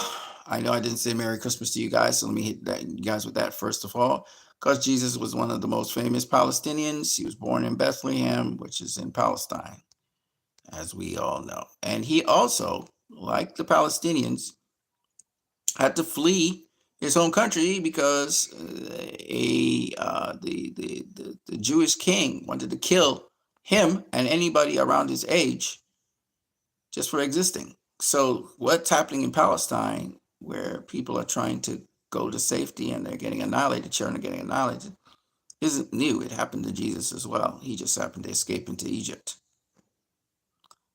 This asshole, Zionist, Hillel Fool, says, what an incredible shot. Talk about turning darkness into light. So they destroyed Palestinian areas, and now they're putting up their they're trying to use the Jewish religion as their seal, almost like their flag. See their Star of David right there? So this is what these people are doing in Palestine, killing people and so on. Bloody massacre took place in northern Gaza. Well, people are dying almost every day in Gaza, and it's just horrible to see. This young lady has been narrating a lot of things that are happening in Gaza under some extreme conditions. I would really love if she could be saved from the situation, but I guess she's going to stay in her homeland. All of these reporters were killed in Gaza. 5 reporters. They were just chilling out, celebrating the pregnancy of one of them becoming a father, and they bombed them. And they've been targeting civilians for the longest while. Gaza's today's Auschwitz. Zionists have consciously and willfully destroyed thousands of Palestinians here for years. Zionists are today's Nazis. Holocaust 2.0 Palestine. Zionists are committing genocide. Restore the Snyderverse is a passion product for the creators and the fans. Nothing is over if people want to make it and people want to pay for it. Yep. If the future is going to be the 70s, I'd rather not embrace it. Restore the Snyderverse. I agree. Woke up to the horrific news that 5 of my colleagues were deliberately targeted and killed. This is actually a member of the press. These 5 young men have been working tirelessly reporting on our own genocide. They deserve all the recognition and respect for their efforts, yet none of the Western media want to acknowledge that Israel is systematically killing journalists in Gaza. They've killed 201 journalists so far. Our Western colleagues continue to be silent or complicit. Shame on every journalist who isn't speaking about the systemic killing of Palestinian journalists in Gaza. Shame on every one of you. I agree, 100%. And let me add that all of these war crimes, somebody's going to have to pay for them. And this life or the next, somebody's going to be held accountable. Every last one of these war crimes. And every single person who's committed a war crime, whether you be a soldier or whoever you may be, you will be eventually called into account for your acts. Nothing escapes, and everything is on social media. all the documented information is on social media. So whether it's TikTok or wherever it is, you will be held accountable because it's all there. So whether it takes 100 years, 50 years, 20 years, we're going to get you. Okay? The Turkish Israeli-backed terrorist groups that took control in Syria are now massively liquidating, beating, and humiliating other smaller religious and ethnic groups. The Alawite are being brutalized. We told you the real goal is more land grab. We won't let them rebuild Gaza. Nothing moves, and what moves dies. That's all. And is attacked and annihilated. Israel's finance minister, Belil Smotrich. I think the Israeli public and the army and the leadership are more clear today. I'm not going to tell you that I'm not concerned. At the end, there's a slippery slope, and people get used to it. I have a feeling that, especially after the whole year, they're completely in a different mind space, and that's our decision. Nothing makes a move, and what moves dies. That's all. And is attacked and annihilated. So they're looking to kill people as much as possible. This child, as you can see, he's suffering from malnutrition. This is in Syria. Here they have their heads on the people in Syria, the Alawites. So they're persecuting people who are not Muslim. This is going on very commonly in Syria. Look at this again. Here's some more. The Alawites, this is just going to humiliating Alawite people like this is unacceptable. In this video, the government says you are Alawites. So how like a door, such scenes are a stark reminder that the ethnic and religious minorities in Syria are at great risk. Christian people are being also attacked. Is this accurate? Israel wants peace, a peace of Palestine, a peace of Lebanon, a peace of Syria, Egypt, Jordan, Iraq, and Saudi Arabia. Yep, that's true. Land grab.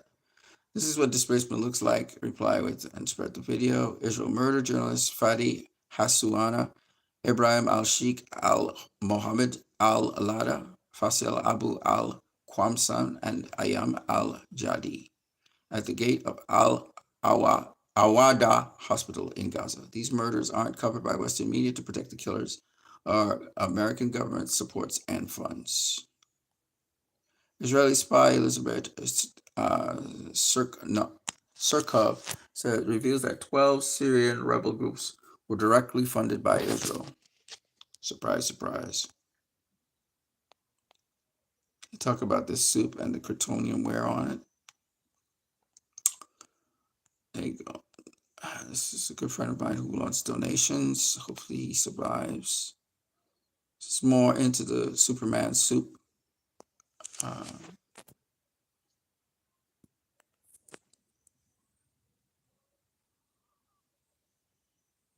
Can go. The reason why his underwear is on the outside of his pants. It's leftover from Victorian era strongmen. I probably looked at hundreds of versions with underwear. It fell by the boards because I couldn't make it consistent with the world that we were creating. It was really important for Zach for the suit to make sense. So it's not like, where did the suit come from? Did he hand make it? Did his mom make it? We had to create a world where that kind of outfit was commonplace and make that feel natural. It's kind of like chainmail to the knights of medieval times. When we go to Krypton, you can see the council members, the soldiers, they all have the same skin suit. Sometimes you'd see it with a cape, or sometimes armor would go on top of it. It's a really high-tech kind of fabric, which I think is a nice departure from the spandex. What's the S stand for? It's not an S. In my world, it means hope. Well, here it's an S. The Superman S is said to be the second most recognizable symbol on the planet other than the Christian cross. The fact that the S in a shield exists on the chest of a superhero from another planet is a huge design problem. So if the S glyph is related to Superman and the House of El, We see it on Jor-El and we see it on Lara as well. When you look at the council costumes, they all have their glyphs, their shields. We looked a lot at medieval heraldry and symbols of dynasties and guilds and things, so we created our own version of that. You have to go and find the why of it. You know, it's like an illuminated text. There's a reason why those monks have been redrawing that same thing for 1,000 years. It's got a very alien feel to it, while being recognizable as a suit that we know and love. It's that fine line of reinventing him, but still seeing him in there. Yeah, so it is what it is.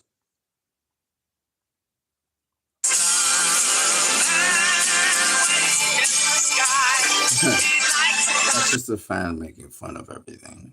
My full name is Ariel Vendor. I'm from Atlanta, Georgia. I wanted to move to Israel straight out of high school. That didn't. She's kind of crazy. She's going to Israel trying to help the troops, and doesn't realize she's actually going to be involved in settler colonial project, which is simply to take the people's land. This is what they're trying to do. Take their land, and they're supposed to just abide. So they're bullying them off their land. And there's no war. So they're doing it like in the West Bank, there's no war going on. And they're trying to take land. They're taking land from people. Taking land from people in Jerusalem. And now they're taking land up in Syria. They have not been able to take the land in Lebanon, but they are trying to take that land as well.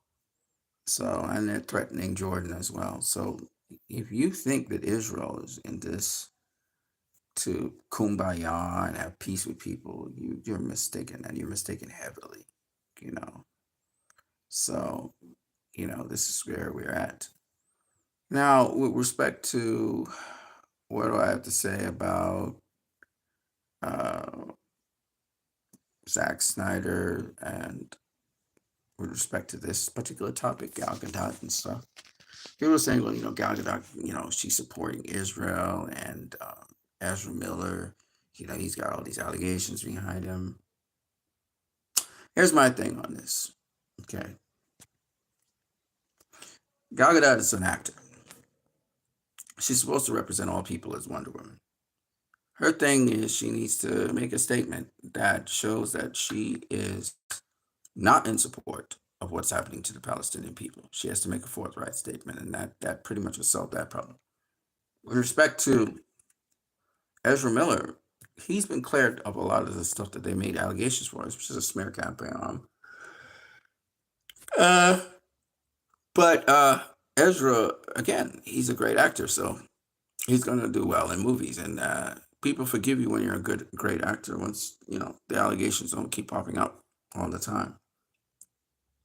But quite frankly, I think once the green light is given for Justice League 2 and 3 to happen, I don't really see a problem. I don't see a problem. These people don't have a problem dealing with Zack, and that's the important thing. So I don't see that as a problem for Zack Snyder's Justice League 2 and 3 to happen. I don't see it as a problem to have the Batman happen, the Ben Affleck version of the Batman. Now, people will say, well, Matt Reeves' Batman is there. Well, if you want to continue Matt Reeves' Batman, nobody's saying no. But at the end of the day, fans didn't ask for Matt Reeves' Batman. Some fans are satisfied with what he's delivering, fine for them. We asked for Ben Affleck's Batman. And that ties in, that Batman story ties in with Zack Snyder's storytelling. So, and the problem here is you're not going to get any film to make box office without Snyder fans. It's just what it is. It's just what it is. We are the ones driving the ship. The reason the ship is dried up and no DC film can do well is because Snyder fans, particularly those who, not even Snyder fans, I'll go even more general. DC fans and fans who like DC movies, who like movies with depth, telling a story that has meat on it. I think that's what DC fans like, generally speaking, and the general audience that goes to see DC. And the fact that Warner Bros. Is not providing that, or when they do provide something like that, they don't allow for the directors to continue that. For example, with the Batman, we were hearing, there's delays and all kinds of things are going on with the Batman. And, James Gunn is trying to get Batman into his DCU. All of that's going on in the background. So there's not even a script for the Batman. So even if the Batman was a decent film, I didn't particularly like it, but I think it didn't bring anything new to the table. Even so, it's more of what DC fans would prefer than what we've been getting out of the DCU. And then the Joker film, I don't know what happened for the sequel, but I can tell you that the first film, fans dug that. And again, it has to do with keeping true to DC. Okay. Now, with respect to Zack Snyder, what he does, again, fans are interested in what he's doing. So if you want to talk about interest, and of course the interest died off with the Joker 2. Joker 2 flopped because Joker was not supposed to have a sequel. I don't know why Todd Phillips felt he needed to get a sequel. I don't know how much he was messed up by the studio, by James Gunn and they, but I do believe that Todd Phillips, the first Joker movie was it. He should not have continued on with the second one. He did, and it wasn't good feedback by the people. A lot of people felt they were duped into watching crap. So I'm just saying this. I'm saying that regardless of whether it was good or not, I didn't see it. I said I wasn't going to go see it, and I really meant it. I didn't see anything for me to go watch, and I'm glad I didn't go watch it. And same, I didn't even watch the first Aquaman film. I still haven't watched Aquaman from beginning to end because I thought it was a lump of shit. I thought it was great action scenes, but that's it. So, quite frankly, no DC movie has had a sequel that has actually made money and been profitable except for BVS. That's the only sequel. Again, comes back to Zack Snyder.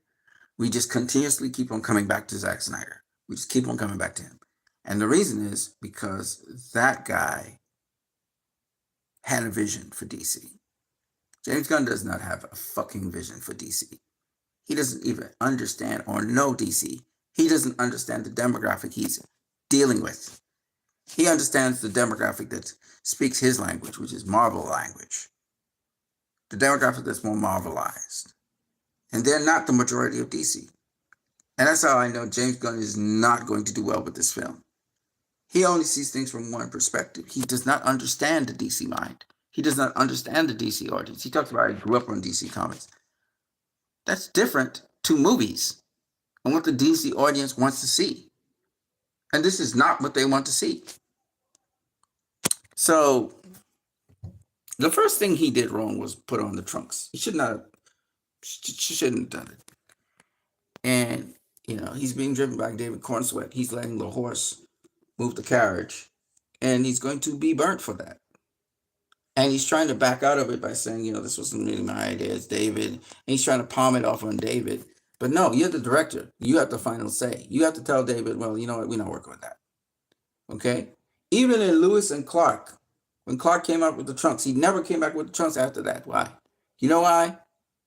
Because realize that trunks thing don't work. It just don't work. Now, I listened to, what's his name? From YouTube,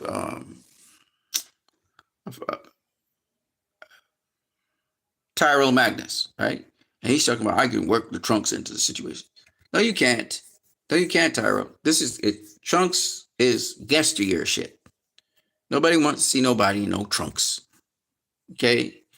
That works for the CW. That works for TV. That will not work for movies.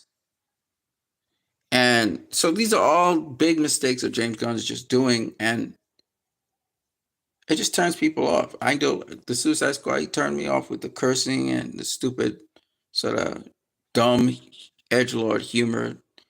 Stupid. And he's turning me off already. And this is probably the best trailer you're going to get. It's only going to go downhill from here. Just like how the best Flash trailer was the first one. This is probably the best trailer. The rest is just going to be more shitty and more shitty and more shitty as you go down. So, I mean, I just can't see it. I just can't see him doing Superman justice. He's not going to do it. I just don't see it. Not from what I've seen. And that's probably the best is what he's going to actually drop off for us. Jared Puritan, he was one of the concept artists for Man of Steel. He says, Visions of Future Past. This was the first keyframe I created. A keyframe. Keyframe is like what the movie's based on. I created, showed me the power of a vision, what it can do. Man of Steel was my first film job and the first time working with Zack Snyder. I want to make stories and images so large they can only fit on the big screen. So this is Jared Purrington, and he's talking about his experience with Zack Snyder making the first keyframe for Man of Steel, which is just awesome. He's on top of the skulls of the dead humans, talking to General Zod.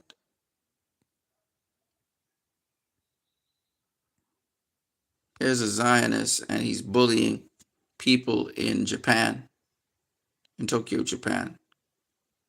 Pro-Palestinian people. You're the one touching everyone. He was pushing people and knocking down cameras and stuff. They allowed him to do that.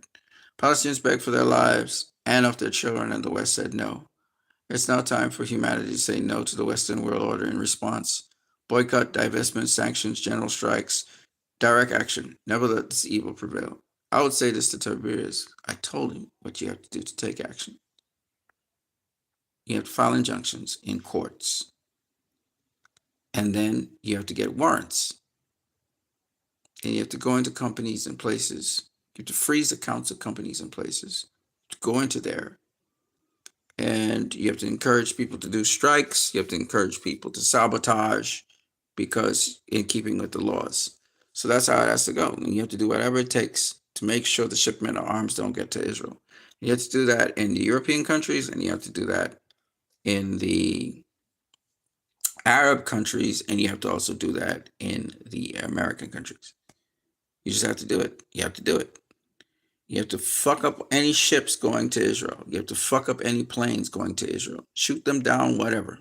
Do whatever it takes. Yemenis right now, they're fighting a battle. And, you know, Israel's only got bombing campaigns. That's all they're good at doing, bombing things.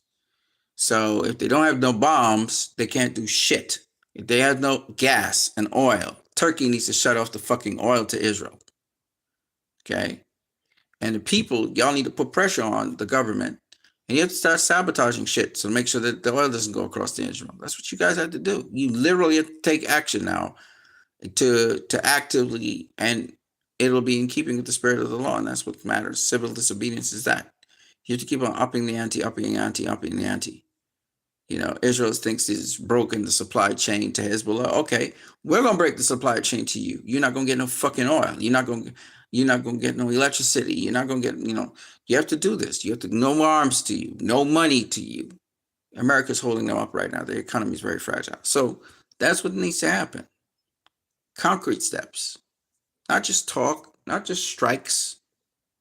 Nobody's gonna give a fuck about that. You have to take action. Just like how we taking action, sucking the life out of Warner Brothers. We're not purchasing a single fucking movie.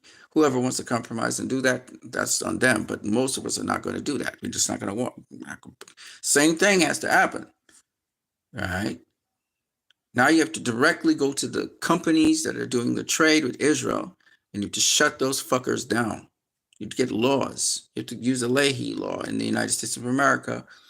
In the states which support no arms to Israel, they need to enforce it inside of their Congresses, inside of the Senates.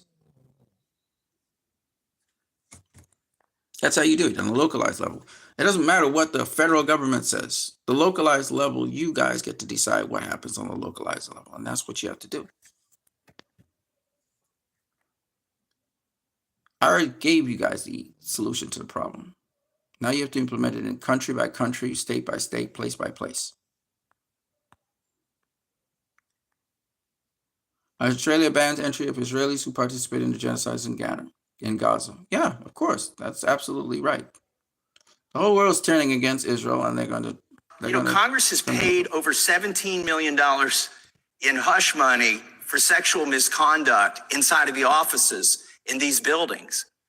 And what's more is that was taxpayer money, right? The allegation is that President Trump paid $130,000 of his own money. But here in Congress, there may be some on this dais. I mean, I'm for turning loose all of these records. Who in here has had the taxpayer pay for their sexual misconduct charges the hush money? I bet there's some over there. There may be some over here. I don't know, but I do know it's taxpayer money. And I do know not a single penny of it has been turned in as a campaign financing. Again, I like Thomas Massey. He actually covers real issues. I really like this Republican senator from Mississippi. He's a cool dude. He deals with real issues, and I like that. And he's straightforward, and he also supports Palestine. They're talking about the best suits and all of that, and that's cool. I'm just saying that at the end of the day, oh, I love this. Listen to this carefully. Palestinian nation and an end to. We wish for the liberation of the Palestinian nation, an end to the occupation, and for justice this year. Our outreach we send to folks far and wide. Stop using our taxes to fund genocide.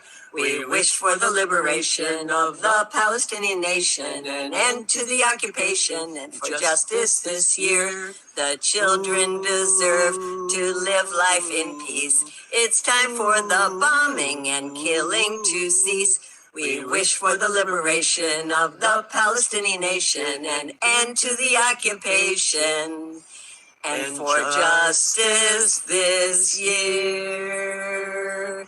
We won't say Merry Christmas because it's not a merry time, but we will say Free, free Palestine! Free, free Palestine! We wish for the liberation. I love that. These are Jewish people, by the way. Just for the record, Medea Benjamin is a Jew. And she takes it upon her sacred duty as a Jew to ensure the Palestinian people are free. And she knows the whole story. She's not, I don't think she's a religious practicing Jew like that. I think she's just true genealogy. But she cares about people. And that's what you've been trained. If you have any Jewish background or anything, that's what Judaism is. Okay. And there was some other stuff above where in Israel, in Jerusalem, Israel, a Christian priest, see if I can find it here somewhere. Israel killed so many Palestinians in 2024 that it was impossible for Palestinians to fully count and bury their dead. This is real talk. Here it is right here. I want you to listen to this. Our Beckett first says, please don't talk about making room for Jesus in your heart if you cannot make room at this time in this space for Palestinian who needs our help and safety. Listen to him carefully. This is a priest. And anyone who, as a Christian, I follow Jesus, who is a Palestinian, who in my scriptures at the age of 2 had to flee because of the killing of innocent children. He fled to Egypt. He was a Palestinian refugee. For my Christian colleagues and anyone who professes to follow Jesus, please do not talk to me about making room for Jesus in your heart if you cannot make room at this time in this space for the Palestinian who needs our help and our safety. It is uncomfortable. The worst time to get a good deal is when you're losing a war. And at this point, it can't be said that Hamas is winning this thing for Palestinians. And if you go back to the 1947 partition plan, it was a 50-50 divide of the land, which at this point would be a fantastic deal, I believe, for Palestinians. They rejected it. Can you believe those ungrateful Palestinians did not accept being colonized? The audacity. In 1947, the UN General Assembly approved a resolution partitioning the British Mandate of Palestine into a Jewish state which incorporated 56% of Palestine, with an Arab state retaining 44%. It was a 50-50 divide of the land. It was not 50-50. They rejected it. Were the Palestinians asked about this? Did they have a say in what was going to happen to their land? No. This predictably started a war between the newly founded state of Israel and the surrounding Arab states. In the 1948 war, 250,000 Palestinians were forced from their homes and they fled to the Gaza Strip. Today, more than 70% of Gazans are refugees from that 1948 war and their descendants. This is the good deal, fantastic deal this person is talking about. They rejected it. Does everybody read between the lines of what this person is trying to say? When an Israeli airstrike destroys a hospital, killing 500 innocent civilians as it did today, it's the Palestinians' fault. They should have accepted the terms of the agreement in 1948 and they wouldn't be in this mess. The worst time to get a good deal deal is when you're losing a war. Calling this a war is egregiously irresponsible. I cannot stress that enough. This is not a war. This is a genocide. Would be a fantastic deal, I believe. It would be like saying if the United States decided to annex the territory of Kansas and Nebraska for white European settlers, forcing the Native Americans out of that land and concentrating them into a camp in Oklahoma. Oh wait, that already did happen. But you know, if the Native Americans were granted one state in the United States of America, at this point would be a fantastic deal. that would be a fantastic deal today. Would anyone in their right mind today defend the American policy of apartheid towards the Native Americans, defend the ethnic cleansing, defend the genocide of the Native Americans today? No. Would anyone in their right mind victim shame the Cherokee, the Choctaw, the Sioux, the Chippewa, etc., for fighting back against colonialism? I don't think so. And yet, in essence, this is what this person is doing right now. This is just more liberal apologia in the service of power, in the service of empire. This take is not going to age well for this person. I agree with him. Okay, so anyway, let me just go to, there's so much to say. Okay, here's a Jewish man, there's just a lot of Jewish people here. we're on a Jew run right now. I love being a Jew. I am heir to a rich, how to be a Jew after the ethnic cleansing of Palestine. I'm a Jew born in America in 1948. I love being a Jew. I am heir to a rich, wonderful tradition, brought up to believe that I had two enemies. One was the German people because of what they did to us, and the other was the Arabs, as we call them, because of what they would do to us if we didn't have Israel. Fast forward to middle age, when I finally visit these so-called enemies, I go to Palestine, and I find out that we have driven out an entire population, and we're engaged in a process of ethnically cleansing an indigenous population, a beautiful, wonderful culture, to make room for our so-called redemption. And I knew that there could be no redemption based on that. The Jewish story of today is not the story of our suffering in the past, which gives us total innocence and the right to do whatever we want. Our story of today is the story of what we are doing to another people. Our story is the Nakba, what the Palestinians call the catastrophe, their Holocaust, if you will. And if we do not understand that this is our story, we are done for. And I tell you, Rabbi, that the day will come when we will be on our knees in contrition and beating our breasts in shame for what we have done. And may that day come speedily and in our times, as the Jewish prayer goes. You heard it from a Jew. I'm not saying it because Israel is the home of the Jews, but everybody says anti-Semitic, anti-Semitic. No, the man's telling the truth. Hamas says this war with Israel will continue till the final defeat of Israel, which inevitably will happen. The Spanish Alon Belara says the genocide that never stops. Israel cruelly murders dozens of journalists because it does not want witnesses to its crimes against humanity. Israel embodies absolute evil. Stopping them is the most urgent political task. And she's right.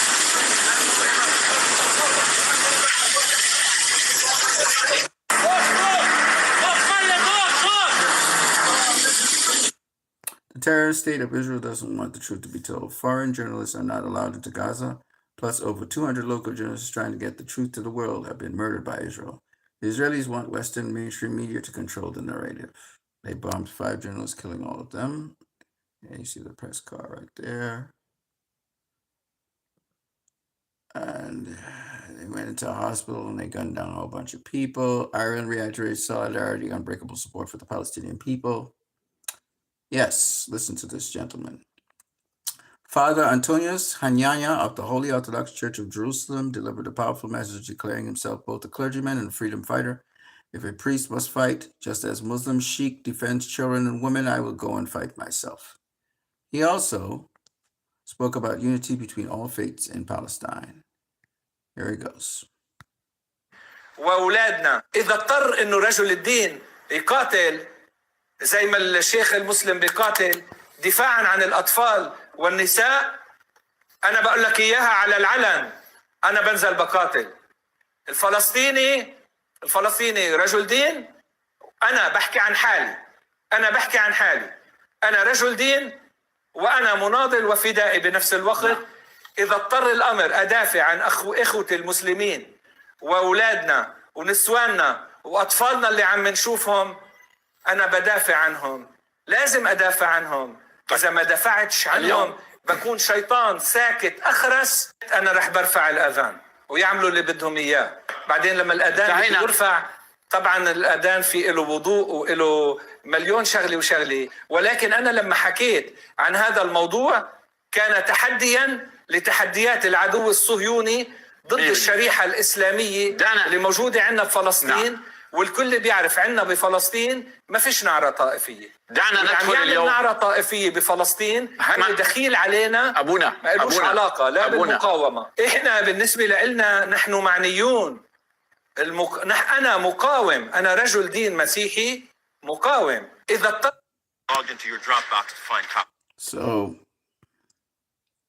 Father Antonius Anyanya of the Holy Orthodox Church of Jerusalem said if he has to fight, he will fight, but he will resist this.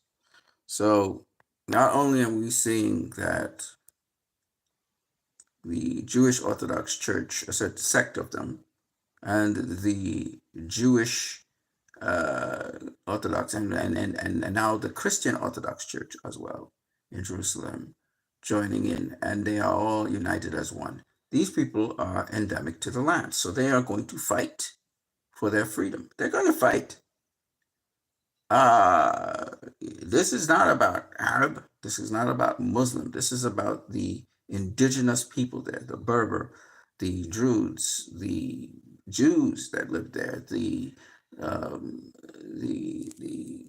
Arabs, and also the Semites that live there. They are all in one accord to preserve their heritage, their land, their peoples, and they are going to resist. And so this is not surprising to me. This is not anything surprising to me. Okay, so we've covered quite a lot of ground, and I had to go into some sober stuff, of course, as we all know. A lot of these so-called Ashkenazi Jews are not Jews at all. They don't have any Jewish blood in them by genealogy. Some of them have been laid claim as Jews in Israel. As we know, there are no DNA tests in Israel as well. So it's a real sham going on, where we have Europeans who have no Jewish connection whatsoever, probably, except for some of them don't even speak Jewish language, that are coming into this very corrupt dealings of Israel, and they're getting free education or whatever, they're getting perks, and because of that they're preying on it for the benefits. Some of them are coming from America, New York, Argentina, all over the world. And it's sad, because what it shows us is that people are willing to compromise their characters and their morality to get things that other people had. They're willing to steal and lie and murder. And so that's what you're seeing in Israel. But like I said, the plan of action, the course of action is to go the legal routes, make sure the law is on your side. And if there are laws which do not vastly help the people, then those are laws to disobey. And we have to go full speed ahead in terms of stopping Israel getting armed. This is the most important thing. Stopping them getting armed, and stopping, making sure to cut ties and have their economy halt. They'll have to use other inventive channels to access arm munitions, through the black market trade, to get funds. We have to dry them out. That's what has to be done, economically and also militarily, and to stop America supplying them weapons, to stop Germany, the UK, France even supplying them weapons. What has to be done is you have to actually go to the companies that are involved, and you have to shut them down. You have to freeze them. You have to cause strikes and agitate them. You have to stop them that way. That's the way. You have to now go to the heart of the problem.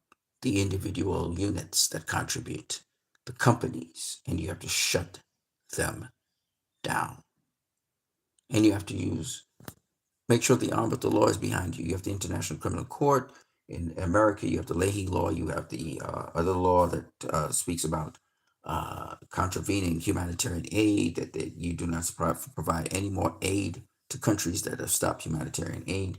These laws are on your side. And now you have to fight hard. And that's how you take these guys out. You have to take them out in tangible ways. You can't just be doing strikes and getting people's attention. That's cool. You have to also, in tangible ways, affect them. And these people only understand when you affect their bottom line, which is their money, and you affect the weapons that they have to use. And that's how you have to disarm them, and you have to shut them down economically. This is the tactic you have to use. And no matter what, you have to continue to stay with that. So that's the solution to that problem. Now, with respect to people who want to send funds to Palestine, people who want to get out of Palestine, all of those things we're working on. What's happening in Syria is out of control already. And the people of Syria are also suffering. So this Christmas time, this season, is a season of misery for a lot of people. I don't want you to just pray for them. I want you to be proactive. I want you to have your voice in the play in a tangible way, giving people solutions to problems, how they can solve it. We can't depend on our governments anymore, no matter which government it is, locally or otherwise. We have to depend on each other. So let's start doing that, all right? I am Christ, I am Disciple. I hope you guys enjoyed this. Don't forget you can donate via PayPal. You can also like, share, subscribe. If you want to donate, if you want to purchase some of my products and you live in the Trinidad and Tobago area, the number to call is in the description. I'll see you guys later. Have a good one. Peace.